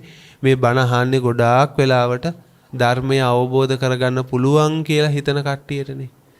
බණ අහලා ධර්මය අවබෝධ කරගන්න බෑ කියලා හිතන කට්ටිය බණ අහන්නේ නැහනේ. ඒගොල්ලෝ දන් දීදී යනවා. කොටසක් භාවනා කර යනවා. මම ඕගොල්ලන්ට පැහැදිලිවම දෙයක් කියනවා. ඊතා වගකීමෙන් දෙයක් කියනවා. සෝවාන් වෙන්න මම මේ බණ කියන්නේ සෝවාන් වෙන්න පුළුවන් කියලා බණ අහලා සෝවාන් වෙන්න පුළුවන් කියලා හිතන උදවියට. ඉතුරු කට්ටියට බණේ බලෙන් අස්සවන්න එපයි නේද? හම්බෙලා කියන්න ඕන මේ බණ අහන්න එන්න මෙහෙම වෙන්න පුළුවන් කියලා. ඉතින් මේක අහන්නේ එහෙම උදවියනේ. ඒක නිසා මම වැඩි යමක් සසර ගැනත් මේකේ වටිනාකමක් දේශනා කරන්නේ. හැබැයි මං ඊටා වගකීමෙන් ඊටා පැහැදිලිව මම කියනවා මේ ධර්ම දේශනා එකකින් බෑ. ධර්ම දේශනා කීපයක් සමහරට පැය 10ක් විතර ධර්ම දේශනා ඕගොල්ලෝ පිළිවෙලට ඇහුවොත් මම අනිවාර්යෙන්ම ඕගොල්ලන්ට ඒ ඵලය ලබා ගන්න පුළුවන් කියන අවබෝධය ලබා දෙනවා. මට ඒක කරවන්න බෑ. මට බෑ ඔබ සෝවාන් කරවන්න. මේ සසරෙන් එතර කරවන්න බෑ. හැබැයි ඔබට ඒක කරන පාත් එක. ඔබට ඒක කරන සූත්‍රය. එහෙම නැත්නම් ඔබට ගානක් හදන්න තියෙන සූත්‍රය මම ඔබට පැහැදිලි කරලා දෙනවා. ගාන හැදීම ඔබට බාරයි. තේරෙනව නේද? හැබැයි ඕගොල්ලෝ ඒක කරනවා කියලා මම දන්නවා. ඕගොල්ලන්ට දුක 75%ක් මට තේරුම් කරලා දෙන්න පුළුවන්. හැබැයි ඕගොල්ලෝ ඊටු ටික කරනවා. මේ ධර්ම දේශනාව ඇහුවොත් අවසාන වෙනකම් පිළිවෙලට. ඊටාම වගකීමෙන් කියනවා මට ඒක කරලා දෙන්න පුළුවන්. හැබැයි ඒක කොන්දේසි තියෙනවා. එකක් තමයි පිළිවෙලට අහන්න ඕනේ. ඒ බණ අහන වෙලාවට හොඳට මෙනෙහි කරන්න ඕනේ. කල්පනා කරන්න ඕන. මේක මේ මතක තියාගන්න කටපාඩම් කරන්න එපා. ධර්මය තුලින් ජීවිතේ දකින්න. එහෙම නෙවෙයිද අපි කරන්නේ? එහෙමද කරන්නේ මෙතෙක් කාලෙට කරේ එහෙමද? නෑ. අපි හදාගත්තු අපේ ජීවිතය තුලින් ධර්මය දකින්න. අපිට ඕන විදිහට අපි ධර්මය දැක්කා. දැන් අපිට අපි කරන දේ හරි කියන්නේ අපි ධර්ම කරුණක් ගන්නවනේ නේ. නේද? දැන් අපිට කේන්ති ගිහිලා කාට හරි බනිනවා. අපි කියනවා බුදුනුත් බැන්නේ. ඔය බුදුනුත් බැන්නේ කියලා කියනවා. නේද? අපි කේන්ති කියලා කොයි හරි යනවා. අපි කියනවා ඇයි බුදුනුත් ගියේ පාරලිය වනේට? හාමුදුරුවන් එක්ක තරහ වෙලා ගියේ කියලා කියනවා. අන්න බලන්න. අපි හදාගත්තු රාමුවක් තුල අපේ ක්‍රමයට අපි බුදුදහම දකිනවා. අපි දකින්නේ මේ සූත්‍ර ටික විතරයි. තේරෙනව නේද? අන්න ඒක වැරදි. ඒකයි මම කිව්වේ. අපි අර සද්ධාව වැරදි කියලා. ඒ සද්ධාව නෙමෙයි තියෙන්නේ. එතන මෝඩකම තියෙන්නේ. පෙරලීගෙන බුදුන් ගාවට එනවා. බුදුන් මොනවා කිව්වද දන්නෙත් නැහැ. අන්න එනවා. ඉතින් ඒක නිසා මෙන්න මේ අදහස් ටික අත්හරින්න. මේ භවයේ සෝවාන් වෙන්න මේ ලංකාවේ ඉන්න මිනිස්සයන්ට පින හොඳටම වැඩි. කුසලයේ තියෙනවා. හැබැයි ඒකට අනුගමනය කරන ක්‍රමය වැරදි. ඒකට අනුගමනය ක්‍රමේ අපි හිතාගෙන ඉන්නවා. අපි පුරුදු වෙලා තියෙනවා පුරාණේ ඉඳලා. මොකද්ද මේ සෝවාන් වෙන්න අනුගමනය කරන්න ඕන ක්‍රමේ? පින්දහම් කරන්න ඕනේ. නේ? පින්දහම් කරන්න ඕන කියලා හිතන වැරදි ක්‍රමයක් ඒක. හැබැයි මම කියන්නේ නෑ පින් කරන්න එපා, දන් දෙන්න එපා කියලා මම කියන්නේ. එතකොට හිතලා බලන්න ආලවක යක්ෂයා, සන්තති අමාත්‍ය, අඟුලිමාල ඔය කට්ටිය හිතලා බලන්න. ඒගොල්ලෝ කවදාකවත් මල් වට්ටි අරන් හඳුන් කූරු අරන් පන්සල් ආවේ නෑ. කඩුවම හොරාගෙන ආවේ. හැබැයි ඒගොල්ලෝ ධර්මයේ දැක්කන්න බලන්න. අපි පින්කම් කරනවා අපිට පින මදි කියලා හිතන කට්ටිය. තව කොටසක් හිතනවා මේ ඔක්කොම මේ දරුමල්ලෝ බලාගෙන මේ රැකියා කරගෙන මේ වැඩේ කරන්න බෑ. මං ටිකක් විවේකව ඉන්න ඕන. මම විවේකව මේ ධර්මයට එන්න ඕන. ලොකු කාලයක් මට කැප කරන්න ඕනා කියලා හිතලා ඒගොල්ලෝ මේ විවේක කාලය හොයනවා. මං ඕගොල්ලන්ගෙන් අහනවා එහෙම හිතන කට්ටියකින් මං අහනවා බිම්බිසාර රජතුමා සෝවාන් වුණානේ. නේද? ඒ සෝවාන් වුණේ අන්තපුරයට නිවාඩු දීලා මාසයක් විතර. රජවාසලට නිවාඩු දීලා මාසයක් විතර. එහෙමද දැන් මේ සෝවාන් වුණේ? නෑ. එක ධර්ම දේශනාවෙන් දෙකෙන් මේ ධර්මය අවබෝධ කරගත්තා. එහෙනම් බණ අහලා සෝවාන් වෙන්න පුළුවන්. පැවිදි වෙන්න ඕනේ නැහැ. ඒ වගේම කාර්යබහුල ජීවිතයේදී අපිට මේ දේ කරගන්න පුළුවන්. එහෙම හිතන කට්ටිය මම විවේකයක් හදාගෙන ඉවර වෙලා මේ මා සසරෙන් එතර වෙනවා කියන කට්ටියට ඒගොල්ලන්ට ඉතින් මට කියන්න වෙන්නේ තෙරුවන් සරණයි කියලා. මොකද මැරිලා සතර අපායේ ඉපදිලා නැවත මනුස්සාත්මයක් ලබනකොට කනකස් බෑවා විය සිදුරෙන් අහස බලනවා වගේ දුර්ලභයි කියන මනුස්ස ජීවිතයක් ලැබීම නේද? එහෙනම් කොච්චර කල් දුක් විඳීද? දුක හිතලා බලන්න. අපිට කකුල හැප්පුණොත් ගලක මහත්යට දුකයිද කකුල හැප්පුණොත් ගලක? බලන්නකො අපි ඒ දුකව විඳින්නත් අපිට බෑනේ නේ. ඔළුව කැක්කුමක් හැදුනම අපි හිතනවා අයියෝ මට මේක හොඳ වුණා නම් ඇති මොනවත්ම එපා කියලා අපි හිතනවානේ. එහෙනම් හිතන්නකො කල්ප ගානක් අපායේ විඳින දුක. ඒක විඳින්න කැමතිද? මේ බෙහෙතක් ළඟ තියෙද්දි මේකෙන් එහෙනම් උත්සාහ කරන්න. මම දන්නව හැමෝම කැමති බෞද්ධයෝ සෝවන් වෙන්න. ඒක හිතනවා ඒක මහා අමාරු දෙයක් කියලා. සෝවාන් වෙන එක නෙමෙයි අමාරු. මේ විදිහට ජීවත් වෙන එකයි. දිව්‍ය ලෝකේ යන එකයි. මනුස්සාත්මයක් ලබා ගන්න එක නැවත අමාරුයි. හැබැයි සෝවාන් වෙන එක හරිම ලේසි. දැන් ඕගොල්ලෝ දන්නවා සන්තති අමාත්‍යා අරක්කු බීලා අලියේ ඇතෙක් පිට ගියේනේ. අරක්කු බීලා. බුදුන් කිව්වා මෙයා හවසට රහත් වෙනවා. අහලා තියෙනව නේද? හවසට රහත් වෙනවා. රහත් දුන්නේ නැද්ද? උදේ බිව්වනම් අරක්කු. හවස් වෙනකොට ඇඟේ ඇල්කොහොල් තියෙනවද? තියෙනවද? දැන් උදේ බිව්වනම් හවසත් ඇල්කොහොල් තියෙනවද? මං අහන්නේ දැන් උදේ අරක්කු බිව්වහම දැන් ඇතෙක් පිටනේ ගියේ. අරක්කු බීලා මත් වෙලා බුදුන්වත් ගණන් ගන්න නැතුව ගියානේ සන්තති අමාත්‍ය අහලා තියෙනව නේද? ඔව්. දැන් හවස 5 වෙනකොට මේ මිනිහයාගේ ඇඟේ ඇල්කොහොල් නැද්ද? තියෙනවා. එහෙනම් දැන් මෙයා හවස මොකද උනේ? රහත් උනානේ. එහෙනම් ඒ රහතන් වහන්සේගේ රුධිර සාම්පලයක් ගත්තොත් එක්ක බැලුමක් පිම්බුවා නම් මොකක්ද තියෙන්නේ? ඇල්කොහොල්. ඇඟේ ඇල්කොහොල්. මත් වෙලා හිටියේ. එහෙනම් ඒක මම කිව්වේ මේ සෝවාන් වෙන්න ගොඩාක් සීලයක් රකිලා රකින්න ඕනේ කියලා යමෙක් හිතනවා නම් අන්න යාට. එතකොට ඕගොල්ලෝ කියයි සන්තති අමාත්‍යයට මහා පිනක් තිබ්බා කියලා. ඉතින් ඒ මෝඩකම මට හදන්න බෑ. තේරුණා නේද? එහෙනම් බලන්න මේ ගොඩාක් බනහන්න ඕනේ. හරි බන පදයක්.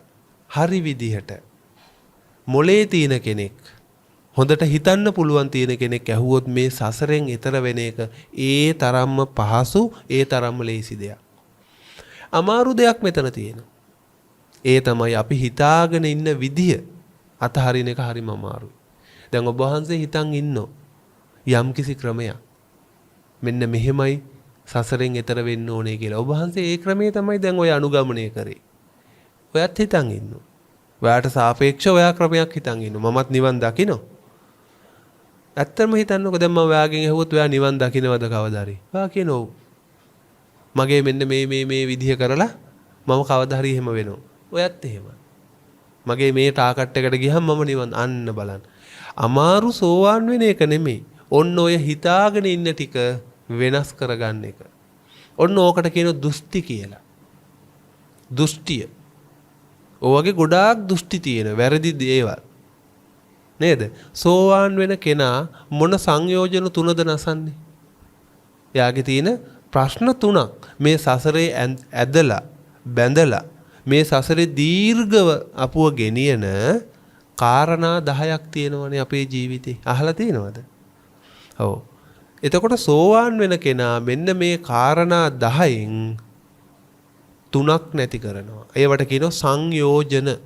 සංයෝජන කියන්නේ සසරේ අපුව දීර්ඝ කාලයක් අරගෙන ආපු අපේ තියෙන ප්‍රශ්න 10ක්. සෝවාන් කෙනා නැති කරන්නේ මොන ප්‍රශ්න තුනද? මොන සංයෝජන තුනද? සක්කාය දිට්ඨි. අන්න බලන්න. සක්කාය දිට්ඨි. සක්කාය දිට්ඨි. විචිකිච්ඡා. සීලබ්බත පරාමාස. එනම් බලන්න ඕගොල්ලන්ට මේ තුන තියෙන හැටි. ඕගොල්ලෝ හිතාගෙන තියෙනවා මේ නිවන් දකින්නේ මෙන්න මේ විදිහටයි කියලා ඕගොල්ලෝ යම් කිසි ක්‍රමයක් හදාගෙන තියෙනවා. ඒක බුදුන් වදාළ ක්‍රමේ නෙමෙයි. නේද? සමහරක් ඒගොල්ලෝ ධාතුන් වහන්සේලා තියාගෙන වැඳ ඉන්නවා. සමහරක් ඒගොල්ලෝ ඉන්දියාවේ යනවා ධාතුන් වහන්සේලා බලන් දලදා මාලිගාවට මහා දන් දෙනවා. මම වැරදියට වටහා ගන්න එපා. මං කියන්නේ ඒව කරන්න එපා කියලා නෙමෙයි. ඒව කරලා නිවන ලබන්න බෑ. සෝවාන් වෙන්න බෑ කියලායි මං කියන්නේ. ඒව කරන්න. ඒක ප්‍රශ්නයක් නේ. බුද්ධ ශාසනය පවත්වන්න හාමුදුරුන්ට දම්පැන් පූජා කරන ඒව කරන්න ඕනේ. අන්න බලන්න. ඒක නෙමෙයිද ඕගොල්ලන්ගේ දිට්ඨිය? ඕගොල්ලෝ මේ හිතාගෙන ඉන්න ක්‍රමේ නෙමෙයිද? ඒක තමයි. විචිකිච්ඡා. දැන් ඕගොල්ලෝ බුදුන් සෝවාන් වෙන්න පුළුවන් කියලා මේ දේශනා කරපු ක්‍රමේ තියෙනවනේ. මෙන්න මේ ක්‍රමය ඕගොල්ලෝ කරන්නේ නෑනේ. ඕගොල්ලන්ට හිතෙන ඌ ක්‍රමයක් කරනවා. අන්න මේක තමයි විචිකිච්ඡා. සීලබ්බත පරාමාස. ඕගොල්ලෝ විතරක් නෙවෙයි අපිත් සීලබ්බත පරාමාස කියන්නේ නිවනට යන්න පුළුවන් ක්‍රමේ තියෙද්දී ඒක ලබා ගන්න පුළුවන් කියලා හිතන වැරදි සිල් වෘත. නේද? දැන් මහත්තයා හිතනෝ අනේ මට නම් බෑ ඉතින් මං ඉඳලා හිතලා පොඩි ඩ්‍රින්ක් එකක් ගන්නෝ. මං අරක්කු සිගරට් බොනෝ. මට බෑ යෝක කරන්න. මම මේක නවත්තලා කවදා හරි මේ දේ කරනවා කියලා හිතනවා. තරුණ කොල්ලෙක්ගෙන් ඇහුවොත් හිතනවා අනේ නෑ මට ඉතින් කෙල්ලෙක් ලබා ගන්නනේ ආසාව. මං කවදා හරි එහෙම කසාද බැඳලා ජීවිතයේ අවසාන කාලේ නිවන් ලබා ගන්නවා කියලා හිතනවා. නේද? ඔබ වහන්සේත් යමක් හිතනවා මං උපසම්පදා වෙලා මගේ මේ හිතේ ඇති වෙලා තියෙන දුක නැති කරලා මම මේ වැඩේට බහිනවා. මං එදාට භාවනා කරනවා කියලා ඔබ වහන්සේ යම් කිසි ක්‍රමයක් අන්න ඕක තමයි සීලබ්බත පරාමාස කියන්නේ. තේරෙනව නේද? ඕක තමයි. මේ සංයෝජන තුනම අපි නැති කරන්න ඕනේ. සක්කාය දිට්ඨිය නැති වෙනවත් එක්කම මොකද වෙන්නේ? ඊතුරු සංයෝජන තුන බෝනස් එකක් හැටියට අපිට නැති වෙලා යනවා. ඉතින් ඒක නිසා පින්වතුනි අද කාලේ මේ හරියට නිර්මල බුදුදහම පිළිවෙලට මම දන්නවා අපේ ප්‍රඥාව මදි. අපේ ගොඩාක් දිට්ඨිය වැඩි වෙලා වැරදි වැටහීම් වැඩි වෙලා මොකද වෙලා තියෙන්නේ?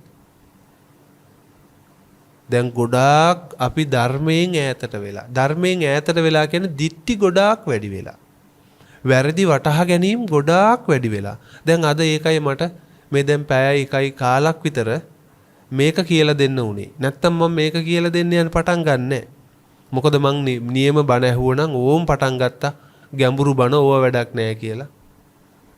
ඕව මොකටද අපිට කියලා ඔන්න හිතනවා. ඉතින් බණ අහන්නේ. ඉතින් මගේ මහන්සිය මොකද මම මේ බණ කියන්නේ ඇත්තටම ඕගොල්ලෝ කෙරෙහි මෛත්‍රියෙන්මයි. මොකද අපි දන්නවා මම ඇත්තටම පැවිදි වුණේ ඒක නිසායි. මට කිසිම ප්‍රශ්නයක් ජීවිතේ තිබුණේ නැහැ. හැම දෙයක්ම තිබුණා. මම ඒවා කියන්න යන්නේ නැහැ. නමුත් මම ඇත්තටම පැවිදි වුණේ රැකියාවෙන් ඉල්ලාස් වෙලා මම නිවන් දකින්නවාමයි. මේ ජීවිතේ ඉපදීම නම් මට එපා කියන දැඩි සිතවිල්ලෙන්මයි මම පැවිදි වුණේ. අනේ අවුරුදු 10ක් විතර අධික දුකක් වින්දා. අපි සාමින්හන්සලා යාළුවෝ වශයෙන් අපි ඉන්නකොට අපි කතා වෙනවා. අනේ ඉතින් අපි පැවිදි වෙලා මෙච්චර කල් ගියා.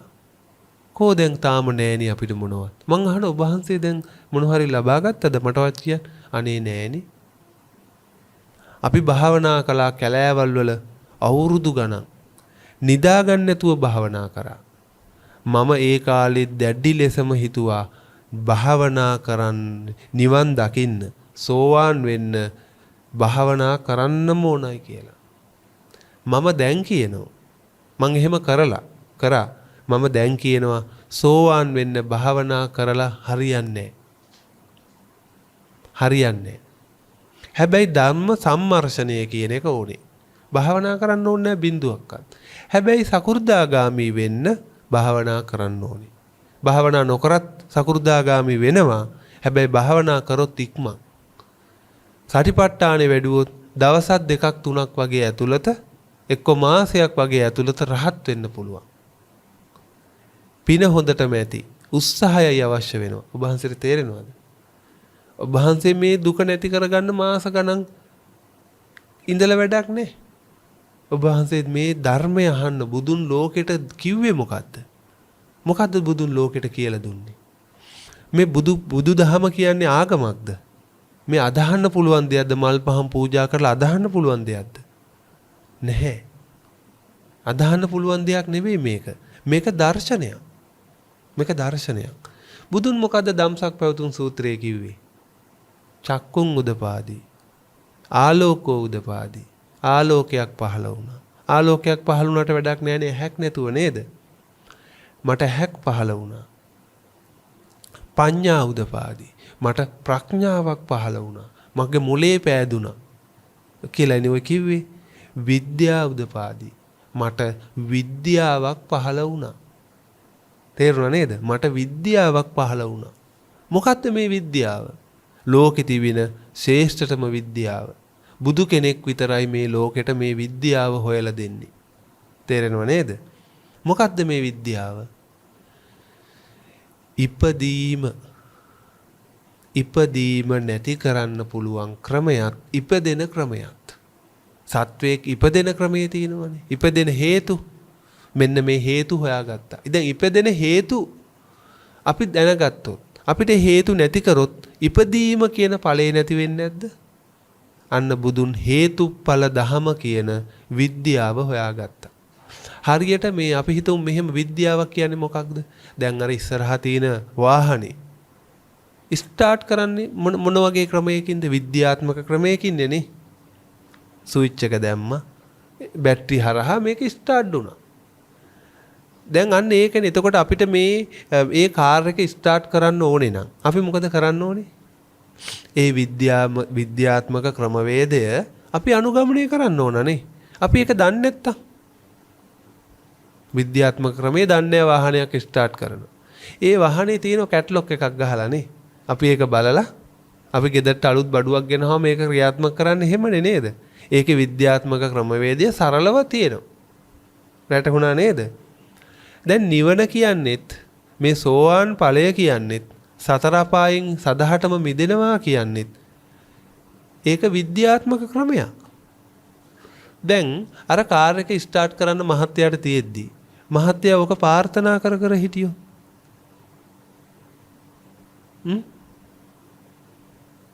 කාර් එක ස්ටාර්ට් වෙනවද? ඒයි විද්‍යාත්මක ක්‍රමේ තියෙනවා අපි ඒක අනුගමනය කරන්නේ නෑනේ. අපි හිතනවා කාර් එක ස්ටාර්ට් වෙන්නේ වෙන දෙයක් කරත් කියලා. ප්‍රාර්ථනා කරනවා. හරි. කාර් එක ස්ටාර්ට් කරන්න අපි ඒ කාර් එක ස්ටාර්ට් කරන්න හදපු කෙනා මේ විද්‍යාත්මක ක්‍රමේ හොයාගත්තු කෙනා කියපු ක්‍රමයක් තියෙනවානේ. ඒ ක්‍රමේ නැතුව මහත්තයා ගිහිලා වත්ත උදුළු ගගා හිටියෝ. කාර් එකේ මකුණු දැල් කඩනවා. එතකොට කාර් එක ස්ටාර්ට් වෙනවද? අන්න ඒ වගේ තමයි. මේක පින්වතුනි විද්‍යාත්මක ක්‍රමයක්. හරියට චක්‍රයේ පාඩම් කරන වගේ සිස්ටම් එකක් තියෙන්නේ. මේක කරන්න තියෙන්නේ හිතින්. මොකද හිතින් තමයි සසරේ අපි යන්නේ නේ. හිතන යන්නේ සසරේ නේද? එහෙනම් සසර නැති කරන්නත් පුළුවන් මොකෙන්ද? හිතින්. යම් කිසි ක්‍රියාවක් කරලා බුදුන් ඕගතරණ සූත්‍රයේ කියනවා පැහැදිලි කරන ක්‍රියාවක් කරලත් නෙමෙයි නොකරලත් නෙමෙයි. ඒක ටිකක් ගැඹුරු කාරණාවක්. ඒක පස්සේ කියලා දෙන්න. එහෙනම් පින්වතුනි මම පැහැදිලිවම ඕගොල්ලන්ට කියනවා. භාවනා කරන්න ඕනේ නැහැ. හැබැයි සිහි කල්පනාවෙන් මේ ධර්මය අහලා හොඳට මෙනෙහි කරොත් පුංචි වෙලාවක් දවසකට යෙදෙව්වොත් අනිවාර්යෙන්ම දැන් මේ ධර්ම දේශනාව නෙවෙයි මම මේ ධර්ම දේශනාව අහන්න වටා පිටා විතරයි හැදුවේ. අනිවාර්යයෙන්ම මේ ධර්ම දේශනා ටික පිළිවෙලට ඇසුවොත් මම ඕගලන්ට පොරොන්දු වෙනවා. මම ඕගලන්ට කියනවා අනිවාර්යයෙන්ම නිවන ලබා ගන්න පුළුවන්. මේ ධර්ම දේශනා ටික ඔක්කොම පිළිවෙලට අහලා අන්තිමට මට බණින්න. මම ඒක පිළිගන්නවා. ගැහුවත් කමක් නැහැ. මම මේ දේ නොකරොත් ඒ තරම් පොරොන්දු වෙලා ඕගොල්ලෝ මාව විශ්වාස කරන්න ඕනේ. ඕගොල්ලන්ගේ ඔළුවේ තියෙන අදහස් අයින් කරගන්න ඕනේ. ඕගොල්ලෝ හිතන් ඉන්නෝනේ අපි ධර්මය දන්නවා කියලා. අපිට දෘෂ්ටියක් නැහැ. මේ අන්‍ය ආගමිකයෝ තමයි මිත්‍යා දෘෂ්ටිකයෝ. අපි සම්‍යක් දෘෂ්ටිකයෝ කියලා හිතන් ඉන්නවනේ නේද? දැන් ඔබ වහන්සේ මිත්‍යා දෘෂ්ටිකයෙක්ද සම්‍යක් දෘෂ්ටිකයෙක්ද? ඔබ වහන්සේට අදහසක් නැතුව ඇති. නමුත් ඔබ වහන්සේ කියනවා ඔබ වහන්සේ හිතනවා මම සම්‍යක් දෘෂ්ටිකයෙක්. මහත්යත් එහෙමයි. නේද? අර අන්‍ය ආගමිකයෝ මොනවද කරන්නේ? ඒගොල්ලෝ සද්ධාාවක් තියෙනවද ඒගොල්ලන්ට කියලා කියනවා. එතකොට ඕගොල්ලෝ හිතනවා ඒගොල්ලෝ මිත්‍යා දෘෂ්ටිකයෝ අපි සම්‍යක් දෘෂ්ටිකයෝ කියලා. ආර්ය අෂ්ටාංගික මාර්ගයේ ප්‍රථම මාර්ගාංගය මොකද්ද? සම්මා දිට්ඨි. ඒ කියන්නේ මොකද්ද? හොඳ දැක්මකටපත් උනා කියන එකයි. මෙතන දැක්ම කියන්නේ ඇහෙන් දකින දේවල් නෙමෙයි. බඩකින්නේ ඉන්න බල්ලෙකුට කන්න දෙන්න ඕනා කියන දැක්මක් නෙවෙයි මේ තියෙන්නේ. මේ ප්‍රඥාවෙන් දකිනවා. මොකක්ද දකින්නේ? සම්මා දිට්ඨි. මිත්‍යා දෘෂ්ටි ටික දකිනවා. මෙන්න මේවා වැරදි දේවල්. මෙන්න මේකයි ජීවිතේ හරි දේවල්. මෙන්න මේ ක්‍රමෙන් තමයි නිවන් දකින්නේ කියලා සිතේ ඇති වෙන ප්‍රඥා දැක්මක්. තේරුණාද? එතකොට මේ සම්මා දිට්ඨියට පත්විච්ච කෙනාට කියන නමක් කියනවා. මොකක්ද? ඒ තමයි සෝවාන් පුජ්‍යලයා. සම්මා දිට්ඨියට පත්විච්ච කෙනාට කියන නමක් තමයි සෝවාන් පුජ්‍යලයා. මහත්යා සෝවාන් වෙලාද? සෝවාන් වෙලා නැත්තම් මහත්යාර නැත්තේ මොන දෘෂ්ටියකටද මහත්යා පත් වෙලා නැත්තේ? සම්මා දිට්ඨියකට පත් වෙලා නැහැ. එහෙනම් මොන දිට්ඨියේද ඉන්නේ? මොන දිට්ඨියේද ඉන්නේ? දැන් මහත්යා සම්මා දිට්ඨියකට පත් වෙලා නැහැ. මෙච්චර වෙලා කතා කරේ නැහැ. දැන් නම් කතා කරන්න ඕන.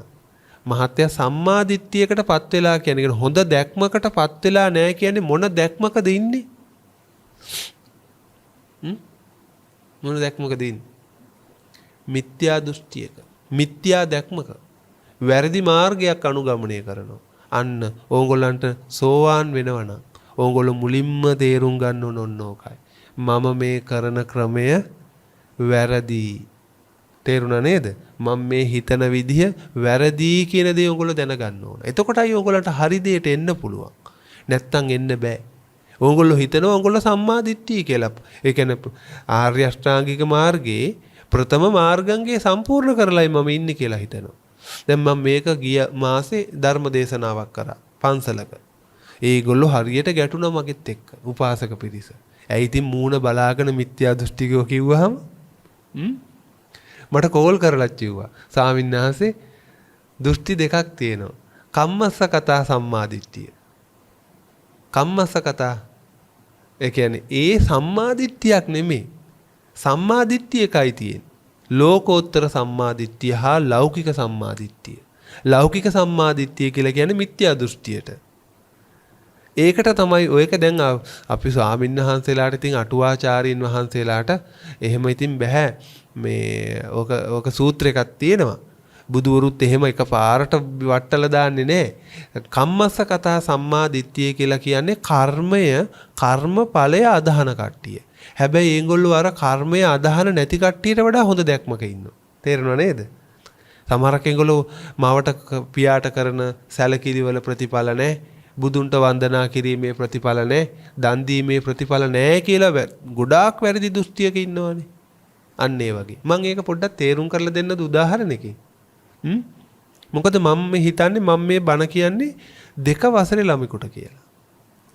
මං කියන ඒවා හොඳට පැහැදිලි වෙන්න ඕනේ. ඉතින් ඒක නිසා මං භාවිතා කරන මම්ම හදාගත්තු උපමා. මෙතන ඉඳලා පිටකොටුවට කිලෝමීටර කීයක් තියෙනවද? කීයද? 32යි. හරි. 32යි. මං කෙනෙක්ගෙන් අහනවා කිලෝමීටර කීයක් තියෙනවද? එයා කියනවා 5යි කියලා. ඒක හරිද වැරදිද? වැරදි. ඒක මොන දැක්මක්ද? වැරදි දැක්මක්. මිත්‍යා දෘෂ්ටියක්. තේරුණා නේද? නිවැරදි දේ නෙමෙයි දැක්කේ. තව කෙනෙක් කියනවා කිලෝමීටර 15ක් තියෙනවා. එයා හරිද වැරදිද? වැරදිද? හොඳට අහන්න ඕනේ මං කියන එක. කොළඹට කිලෝමීටර් 32ක් තියෙනවා. කෙනෙක්ගෙන් පළවෙනි එක්කෙනාගෙන් අහනවා එයා 5ක් කියනවා. දෙවෙනි එක්කෙනා කියනවා 15ක් කියලා. එයා හරිද වැරදිද? වැරදි. එයා මොන දෘෂ්ටියකද ඉන්නේ? මොන දැක්මකද ඉන්නේ? මිත්‍යා දෘෂ්ටියකද? එයා බොරුද කිව්වේ? දැන් අර 15ක් කිව්ව කෙනා බොරුද කිව්වේ? කොහොමද දැන් කතා කරන්නේ? බොරු නෙවෙයි කිව්වේ. ඉතින් එයා කිව්වේ එයා දන්න දෙයනේ. ඒක බොරුයි කියලා කියන්නේ. ඒක බොරුවක් වෙන්නේ නැහැ. තේරුණා නේද? එයා කිව්වේ එයා හිතන් ඉන්නද? එයා හිතන්නේ 15ක් තියෙනවා කියලා. හැබැයි දැන් 5 කිව්ව කිලෝමීටර 5 කිව්ව කෙනාද 15 කිව්ව කෙනාද වැඩිපුර නිවැරදි? 15 කිව්ව කෙනා ටිකක් නිවැරදි නේ. 25 කියන කෙනා තව ටිකක් නිවැරදි. අන්න ඒ වගේ තමයි. මේ බෞද්ධයෝ අපි කම්මස්ස කතා සම්මාදිට්ඨියක ඉන්නවා. අර අනීත් ඒගොල්ලෝ තරම් ලොකු ආරද්ධක නෙමෙයි. මේගොල්ලෝ මේ හරි තැනට සම්මාදිට්ඨියට එන ගමන් ඉන්නේ. අන්න ඒක තමයි කම්මස්ස කතා සම්මාදිට්ඨිය කියලා කියන්නේ. තේරුණා නේද? හැබැයි ඒක නිවැරදිම දැක්මක්ද? නෑ. එතනත් මිත්‍යාවක් තියෙනවා. ඒක තමයි මේ විචිකිච්ඡාව. ඒ වගේම සීලබ්බත පරාමාස කියන සංයෝජන තුනට අපි ඉන්නවා. දිට්ඨියක් තියෙනවා. දිට්ඨිය අඩු වෙන තරමට මේක නැති වෙලා යනවා. ඉතින් මම තව ගොඩාක් මේක පැහැදිලි කරන්නේ නැහැ. මම අවසාන වශයෙන් කියනවා මම ඊගාවට මේ කතා මොනවත් නැතුව ඕගොල්ලන්ව මම යම් කිසි සැලැස්මකට මම ඕගොල්ලන්ට පොරොන්දු වෙනවා. ඕගොල්ලන්ව මම යම් කිසි සැලැස්මකට මම කියන විදිහට ධර්ම දේශනාව ඇහුවොත් මම ඕගොල්ලන්ව ක්‍රමානුකූලව මේ තැනට අරන් යනවා. මට හැබැයි එකපාරට ඒක කරන්න බෑ. එකපාරට බෑ. එකපාරට පුළුවන්. මට මේක කියන්න පුළුවන් මේ ධර්මයේ ඕගොල්ලන්ට ගලපලා දෙන්න පුළුවන් ඕගොල්ලන්ගේ ජීවිතේට. පැයකින් වුණත් පුළුවන්. දෙකකින් වුණත් පුළුවන්. තුනකින් වුණත් පුළුවන්. පැය 10කින් 12කිනුත් පුළුවන්. පැය 50කින් වුණත් මට මේක කියන්න පුළුවන්. ඕගොල්ලෝ හිතන්නේ මොන ක්‍රමයේද හොඳ? මම දැන් පහුගිය දවස්වල හිමාලයට ගිහිල්ලා ආවේ. හිමාලේ ඉඳලා ආවේ. මට ඕගොල්ලන්ට හිමාලයට යන පාර වචන 2-3කින් කියත හැකියි. ගුවන්තොටුපළට යන්න, නේපාලයට යන්න, හිමාලයට යන්න. මට ගොඩාක් විස්තර කරලා කියත හැකියි. ගුවන්තොටුපළට යන තැනේ ඉඳලා, ටිකට් එක වීසා එක හදා ගන්න තැනේ ඉඳලා, නේපාලයට බහින තැනේ ඉඳලා, එතනින් එහාට හිමාලයට යන තැනේ ඉඳලා, හිමාලේ ජීවත් වෙන්න ඕන විදිය තැනේ ඉඳලා කියන්න පුළුවන් ගොඩාක් විස්තර කරලා. මේ ක්‍රම දෙකෙන් ඕගොල්ලන්ට හිමාලයට යන්න පුළුවන් නම් කොයි ක්‍රමයේද ලේසි? දෙවෙනි ක්‍රමේනේ. අන්න ඒක නිසා මම මොනවත් දන්නේ නැති කෙනෙකුට කියලා හිතාගෙන ඕගොල්ලන්ට මේ ක්‍රමය මම කියලා දෙනවා මම හදාගත්තු ක්‍රමයකට. ඒකට මට ආවේනික වූ ධර්මදේශනා මාලාවක් තියෙන. හැබැයි ඒක ඒගොල්ලෝ මං ධර්ම සාකච්ඡාවක් වගේ. මොකද මං කියාගෙන ගියාට වැඩක් නැහැ නේද? මං කියන දේ ඔබ වහන්සේලාට ওই මහත්තුරුන්ට තේරෙන්න ඕනේ. අන්න ඒ ක්‍රමයට මම කරනවා. මම පොරොන්දු වෙනවා ඒක උංගොල්ලෝ හොඳට පිළිවෙලට මේ ටික ඇහුවොත් අනිවාර්යෙන්ම ඕගොල්ලන්ට සද්ධාව කියන එක එනවා. ඕගොල්ලෝ අනිවාර්යයෙන්ම මාර්ගඵලයකටපත් වෙන තැනට එනවා. ඕගොල්ලන්ට කැමති නම් මාර්ගඵලයකටපත් වෙන්න පුළුවන්. දැන් කැමති අකමැති එකක් නෙවෙයිනේ කොහොමටවත් බැරි එකක් නේ තියෙන්නේ නේ. දැන් ඕගොල්ලෝ ඔන්න හිතුවා අපිට සද්ධාව තියෙනවනේ. මේ තීන නිසානේ බණහන්නේ කියලා ඕගොල්ලෝ හිතනවා. අන්න ඒ අපේ තවත් දෘෂ්ටියක්. සද්ධාව කියන්නේ මොකක්ද ඒකට කියන්නේ? අවෙච්ච ප්‍රසාදය. ප්‍රසාදය. දැන් ඔබ වහන්සේට සද්ධාව තියෙනවද? බුදුන් කෙරෙහි. නැහැ. සද්ධාව නැහැ. මේ සද්ධාව කියන්නේ මොකක්ද? සිතේ තියෙන චෛතසිකය. සිතේ තියෙන ධර්මතාවය. මේකෙන් තමයි සසර එතර කරන්නේ. සද්ධා තරති ඕගං. සද්ධාවෙන් තමයි කියන මේ සංසාරයෙන් එතර කරන්නේ. ඒක මහා බලයක්. නේද? අර රුවන්වැලිසෑය ගාව පෙරලි බෙර ගහ නටන කට්ටියට සද්ධාව නැහැ. ඒ ගොංකම. ඒ මෝඩකම. මගෙත් එක තරහ වෙන්න එපා. හිත රිදුනත් ඉතින් මං කියන්න ඕන දේ කියන්න ඕන. ඒක සද්ධාව නෙමෙයි. සද්ධාව කියලා කියන්නේ මොකක්ද? සද්ධාව ඇති වෙන්නේ බුදුන් දේශනා කරනවා බුද්ධාදී අටතැන් කෙරෙහි කියන ප්‍රසාදය. ඔන්න. දැන් එතකොට අපිට කියන අපිට ප්‍රසාදයක් තියෙනවානේ. අපි භික්ෂුන් වහන්සේලා දැක්කහම වඳිනවා, පෙරලෙනවා. බුදුන් දැක්කහම වඳිනවා, පෙරලෙනවා. එහෙම කියලා කියනවා නේද? සමහරක් ඒගොල්ලෝ අපි දැකලා තියෙනවනේ නේද? පසංග පිහිටුවා වැඳලා ගාථා කිය දම් බෙදෙනකොට සාරිපුත්ත මොග්ගල්ලාන මහා සංඝරත්නය උදෙසා අපි දන් දෙනවා කියලා මහා ප්‍රසාදයෙන් එහෙම කියනවනේ නේ. ඒක වැරද්දක් නෑ, හොඳයි ඒක. මේ භක්තිය තියෙන්න ඕනේ. භක්තියෙන් තමයි අපි සද්ධාවට යන්නේ. ඒක නැතුව බෑ. හැබැයි ඒක සද්ධාව කියලා වරදි වැටහා ගන්න එක හොඳ නෑ. සද්ධාව කියලා කියන්නේ ධර්මතාවලට අපේ විඥාණයෙන් තුලින් ඇතිවෙන පැහැදීම. අපේ විඥාණය ඒකට නැමෙනවා. අපේ සිත ඒකට නැමෙනවා. පැහැදීම, ධර්මතාවලට තියෙන පැහැදීම. මොනවද මේ ධර්මතා? මොනවද මේ ධර්මතා? ඒ තමයි ලෝකයේ තියෙන ධර්මතා. ස්වභාව ධර්මතා. ඉපදීම නැති කරන, එහෙම නැත්නම් ඉපදෙන මේ ස්වභාවය දකින ධර්මතාවලට තමයි ධර්මතා කියලා කියන්නේ. ඒ ධර්මතාවලට තියෙන පැහැදීම. දැන් ඒ ධර්මතා දන්නවද මහත්තයා? ඉතින් දන්නේ නැතුව කොහොමද පැහැදෙන්නේ? අන්න ඒක තමයි මං කිව්වේ ඔය තියෙන්නේ සද්ධාව නෙවෙයි. ඕකේ ඔය තියෙන සද්ධාව කියලා හිතන් ඉන්න ඔය දෙයින් සසරෙන් එතර වෙන්න බෑ. ආලෝක යක්ෂයාට බුදුන් ඒක තමයි කිව්වේ. අග්ගික භාරද්වාජ බ්‍රහ්මණයට ඕක තමයි කිව්වේ. සද්ධීද බීජං. මංගාව තියෙන සද්ධා බීජය. මං ඒකෙන් තමයි හම්බ කරන් කන්නේ කියලා බුදුන් කියනෝ නේද? ලෝකේ තියෙන උතුම්ම බලය, උතුම්ම ධනය මොකද්ද? සද්ධා ධනය කියලා අහලා තියෙනෝ නේද? අන්න ඒක උතුම්ම ධනය. ඒකෙන් සසරෙන් එතර කරන බොහෝම ඉක්මනින්ම සද්ධාව. එතකොට මම ඕගොල්ලන්ගේ සද්ධාව හදලා දෙන්න. මං කරන්නේ ඒකයි. තේරුණා නේද? මං සද්ධාව හදලා දෙන්න. මං සද්ධාව හදන්න මම මොකද කරන්න ඕනේ? කියන්නකෝ බලන්න. ධර්මතා ටික මං කියලා දෙන්න. මං ලෝකය කියලා දෙන්න. පංචස්කන්ධ ලෝකය ගැන මං කියලා දෙන්න. පංච උපාදානස්කන්ධ ලෝකය ගැන මං කියලා දෙන්න. ධර්මතා ටික එකින් එකට අඩුවක් නැතුව. තේරුණා නේද? පැහැදෙන එක තමන්ගේ අතේ වැඩක්. ධර්මතා ටික බලන්න පැහැදෙන්න පුළුවන්ද කියලා.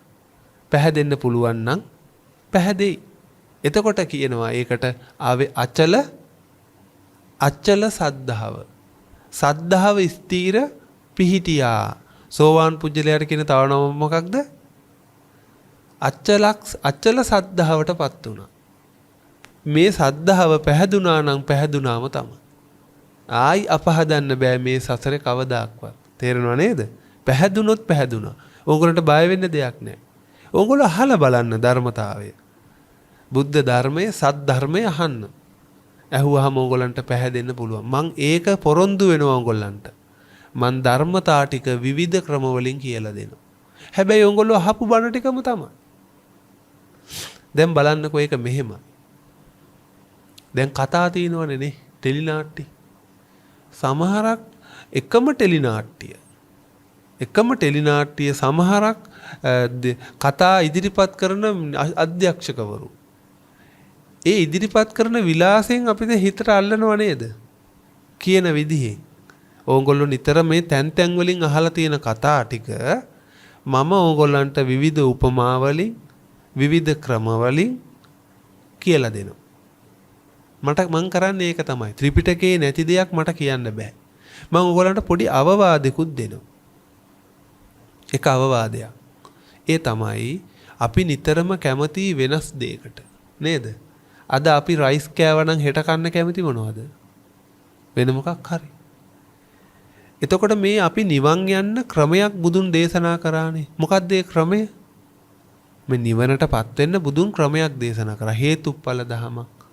එහෙම නැත්නම් චතුරාර්ය සත්‍ය අවබෝධය නේ. අපි අහලා තියෙනවා චතුරාර්ය සත්‍ය අවබෝධ කරගත්තා කියලා. දුක අවබෝධ කරගත්තා කියලා. එතකොට පටිච්ච සමුප්පාද ක්‍රමය මේ ආදී ක්‍රම බුදුන් දේශනා කළා තියෙනවානේ. අපි කැමති නෑ මේ ක්‍රමයට. ඒ ක්‍රමයේ දන්නෙත් නැහැ. අපි කැමති නෑ ඒ ක්‍රමයට. හැබැයි මම දැන් ඉදිරිපත් කරොත් අලුත් ක්‍රමයක් තියෙනවා කියලා. මොකක් වෙයිද ඔබ වහන්සේ හිතන්නේ? මම කියනවා මං අලුත් ක්‍රමයක්. මං හොයාගත්තේ ක්‍රමය.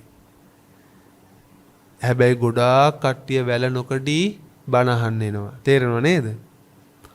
කවදාකවත් අලුත් ක්‍රමයක් නැහැ. අලුත් ක්‍රමයක් හදන්නත් බෑ. කාශ්‍යප බුදු පියාණන් වහන්සේ මොන ක්‍රමයක්ද ලෝකෙට දේශනා කරේ? ඒ ක්‍රමයම තමයි ගෞතම බුදුන්නුත් දේශනා කරේ. බුදුවරු දේශනා කරන මේ ක්‍රමය තමයි සරලම ක්‍රමය. සරලම ක්‍රමය. යමෙක් ඒ බුදුන් දේශනා කරපු පටිච්ච සමුප්පාදය, පංච උපාදානස්කන්ධය, චතුරාර්ය සත්‍ය, මෙන්න මේ ක්‍රම තුනට අමතර ක්‍රමයක් මම දේශනා කරොත් එහෙනම් මම අපේ බුදුන්ටත් වැඩිය ප්‍රඥෙක් නේ. මොකද ලෞතුරා බුදු කෙනෙක් තමයි මේක මෝඩ සත්වයටත් ඕනම සත්වයකට තුන් කාලයේ පහළ වෙන ඕනම සත්වයකට අවබෝධ කරලා දෙන්න පුළුවන් සරලම ක්‍රමය කියලා දුන්න ශාස්ත්‍රූන් වහන්සේ බුදු පියාණන් වහන්සේ. එතකොට යම් භික්ෂුන් වහන්සේ කෙනෙක් හෝ යම් ගිහියෙක් හෝ යම් රටක උදවියක් හෝ වෙන ක්‍රමයක් ගැන කියනවනම් මම හිතන්නේ ඉතින් එයා භාග්‍යතුන් වහන්සේට අපහාස කරනවා කියලා. තේරුණා නේද මං කියන එක? ඒක නිසා ඕගොල්ලෝ අපුව සරණ යන්න එපා කවදාක්වත්. බණහන උදවියට මන් දෙන අවවාදයක් මේක. මේ ලංකාවේ කට්ටිය එක එක ටීම් හැදිලා තියෙනවා. එහෙම කවදාක්වත් සරණ යන්න එපා. අපි සරණ යන්න ඕන බුදුන්ගේ ධර්මය. ඒ ධර්මය අහන්න ඕනේ. ඒ ධර්මයේ තියෙනවා ත්‍රිපිටකයේ. ඒක බොරුයි කියන්න යන්න එපා. එතකොට වරදිනව එතනම. ඒක බොරුයි නම් හරි දෙයක් කියන්න කෙනෙක් නැහැ. බොරු හෝ හරි හෝ අපිට යන්න තියෙන එකම මඟ මේක තමයි. තේරෙනව නේද? ත්‍රිපිටකය බොරුයි කිව්වා කියන්නේ බුද්ධ ශාසනය අතුරුදහන්. මං කියන එක තේරෙනව නේද? ධර්මය ඉවරයි. ධර්මය ඉවරුනොත් බුද්ධ ශාසනයක් නැහැ. එහෙමනම් ධර්මය තියෙනවා නිර්මලයි ඒක. ඒකෙන් ගිය උදවිය අපි දැකලා තියෙනවා. ඒ ධර්මය පිළිපැදලා බුදුන්ගේ ධර්මය පිළිපැදලා මාර්ගඵලලාභී සාමින්හන්සේලාව අපි දැකලා තියෙනවා, කතා කරලා තියෙනවා. තේරෙනව නේද? ඉතින් ඒක නිසා මං දෙන අවවාදය තමයි පුජ්‍යලයෝ සරණ යන්න එපා, ධර්මය සරණ යන්න. ඒ ධර්මය දේශනා කරපු අපේ බුදුන්ව සරණ යන්න. ධර්මය දැකීම තුලින් බුදුන් දකින්න. බුදුන්ව දැකලා ධර්මය දකින්න එපා. ධර්මය දැකලා බුදුන් දකින්න. ඒ දැක්ම තුලින් සංඝ රත්නය දකින්න. එතකොට උඹලන්ට කවදාක්වත් වරදින්නේ නැහැ. ඉතින් මං ගොඩාක් වෙලා කියන්නේ නැහැ. මං බලාපොරොත්තු වෙනවා ඊගාව ධර්ම දේශනාවකුත් ඔයගොල්ලන්ට ඉදිරිපත් කරන්න ඉක්මනින්ම. මං එතකොට මේ කතා මොනවත් නැතුව පිළිවෙලට හෝඩියේ පත්නියේ ඉඳලා මේ දහම් පන්තියේ දහම් දේශනාවක් නෙවෙයි. මම මේ දේශනා කරන්නේ බණ නෙමෙයි. බණ දේශනාවක් නෙවෙයි මම මේ දේශනා කරන්නේ ධර්ම දේශනාවක්. මේ මෙච්චර වෙලා නම් කිව්වේ බණ තමයි. හැබැයි මම ඊගාවේ ඉඳලා ඔයගොල්ලන්ව පිළිවෙලට එකින් එකට හෝඩියේ ඉඳලා ධර්ම දේශනාවක් ලෝකයේ තියෙන ධර්මතා පංචස්කන්ධ ලෝකය ගැන පැහැදිලි කරලා දෙනවා මේ ඝන සංඥාවත් ඕගොල්ලන්ගේ දෘෂ්ටියත් කැඩෙන්න. ඕගොල්ලෝ සද්ධාව පෙරදරි කරගෙන ඇහුවොත් අනිවාර්යෙන්ම ඕගොල්ලන්ට ඵලයක් ලබා ගන්න පුළුවන් වෙයි. ඉතින් ඒක නිසා ඒ විශ්වාසයෙන් මා විශ්වාස කරලා ඉතිරි ධර්ම දේශනා පිළිවෙලට අහන්න මහා සංඝරත්නය මෙතනට වඩම්මලා බොහොම සද්ධාවෙන් බුදු පියාණන් වහන්සේගේ උතුම් ඒ මාර්ගඵලවලට පැමිණෙන්න සතර අපායෙන් මිදෙන්න තියෙන බලාපොරොත්තු ඇතුව තමයි මේ මහත්තුරු ආරාධනා කරලා මේ ධර්ම දේශනාව කරෝගත්තේ. ඉතින් මේ ධර්ම දේශනාව මේ කරන මේ ප්‍රඥා නාලිකාවේ මේ මහත්තුරුන්ටත් මේ වැඩ ඉන්න සාමින් වහන්සේලාටත් මේක බාර වෙන්නේ නායක සාමින් වහන්සේටත් මේ ධර්ම දේශනාව ශ්‍රවණය කරන සියලු දෙනාටත් මේ අත්පත් කරගත්තා වූ සියලුම කුසල ආනිසංසය ලෝක සාසන ලෝක ආරක්ෂක සක්‍ර දේවේන්ද්‍රයා ප්‍රමුඛ වරම් රජ දරුවන්ට අනුමෝදන් වෙලා දුකින් එතර වෙලා නැත්තම් දෙවියන්ට රහත් වෙන්න බෑ සෝවාන් ඵලයේ විතරයි ලබා ගන්න පුළුවන් මේ කුසලයේ හේතු කරගෙන මම නම් විශ්වාස කරන්නේ නැහැ පිං දීලා සෝවාන් වෙන්න පුළුවන් කියලා දෙවියන්ටත් බණහන්න තව ශක්තිය මේකෙන් ලැබිලා එංගොල්ලන්ගේ සීල සමාධි ප්‍රඥා දියුණු වෙලා දෙවියන්ටත් උතුම් වූ චතුරාර්ය සත්‍ය ධර්මයෙන් සැනසෙන්න මේ කුසල් එකසේම හේතු වාසනා වේවා කියලා සාදුනාදයකින් පින් අනුමෝදන් කරමු. ඒ වගේම දහම් ශ්‍රවණය කරපු ඔබලාටත් තව උනන්දුව වැඩි වෙලා ශක්තිය වැඩි වෙලා දුක පිළිබඳව තවත් අවබෝධ වෙලා බුද්ධ ශාසනය පිළිබඳව මේ දේශනා කරන ධර්මය පිළිබඳව විශ්වාසය ඇති වෙලා තවත් දහම් ශ්‍රවණය කරන්න ශක්තිය වැඩි වෙලා සීල සමාධි ප්‍රඥා ගුණ නුවණ වර්ධනය වෙලා ඔබ සියලු දෙනාටම සතර අපායෙන් මිදීම නම් වූ උතුම් වූ සෝවාන් ඵලෙන් සැනසෙන්න මේ කුසල් එකසේම හේතු වාසනා වේවා කියලා සියලු දෙනාටම ආශිර්වාද කරනවා. කවුරුත් වන්දනා කරගන්න. අභිවාදන සීලිස්ස නිච්ඡං වජ්ජාපචායිනෝ චත්තාරෝ ධම්මා වඩ්ඩಂತಿ ආයුවන්නෝ සුඛං බලං ආයුරාෝග්‍ය සම්පatti සග්ග සම්පatti මේවත අතෝ නිබ්බාන සම්පatti ඉමිනාතේ සමිච්ඡතෝ සුඛී හෝතු නිබ්බාන පච්චය හෝතු සබ්බ දුක්ඛා පමුච්ඡති. සියලු දෙනාටම තෙරුවන් සරණයි. රාගක්ඛයෝ නිබ්බානං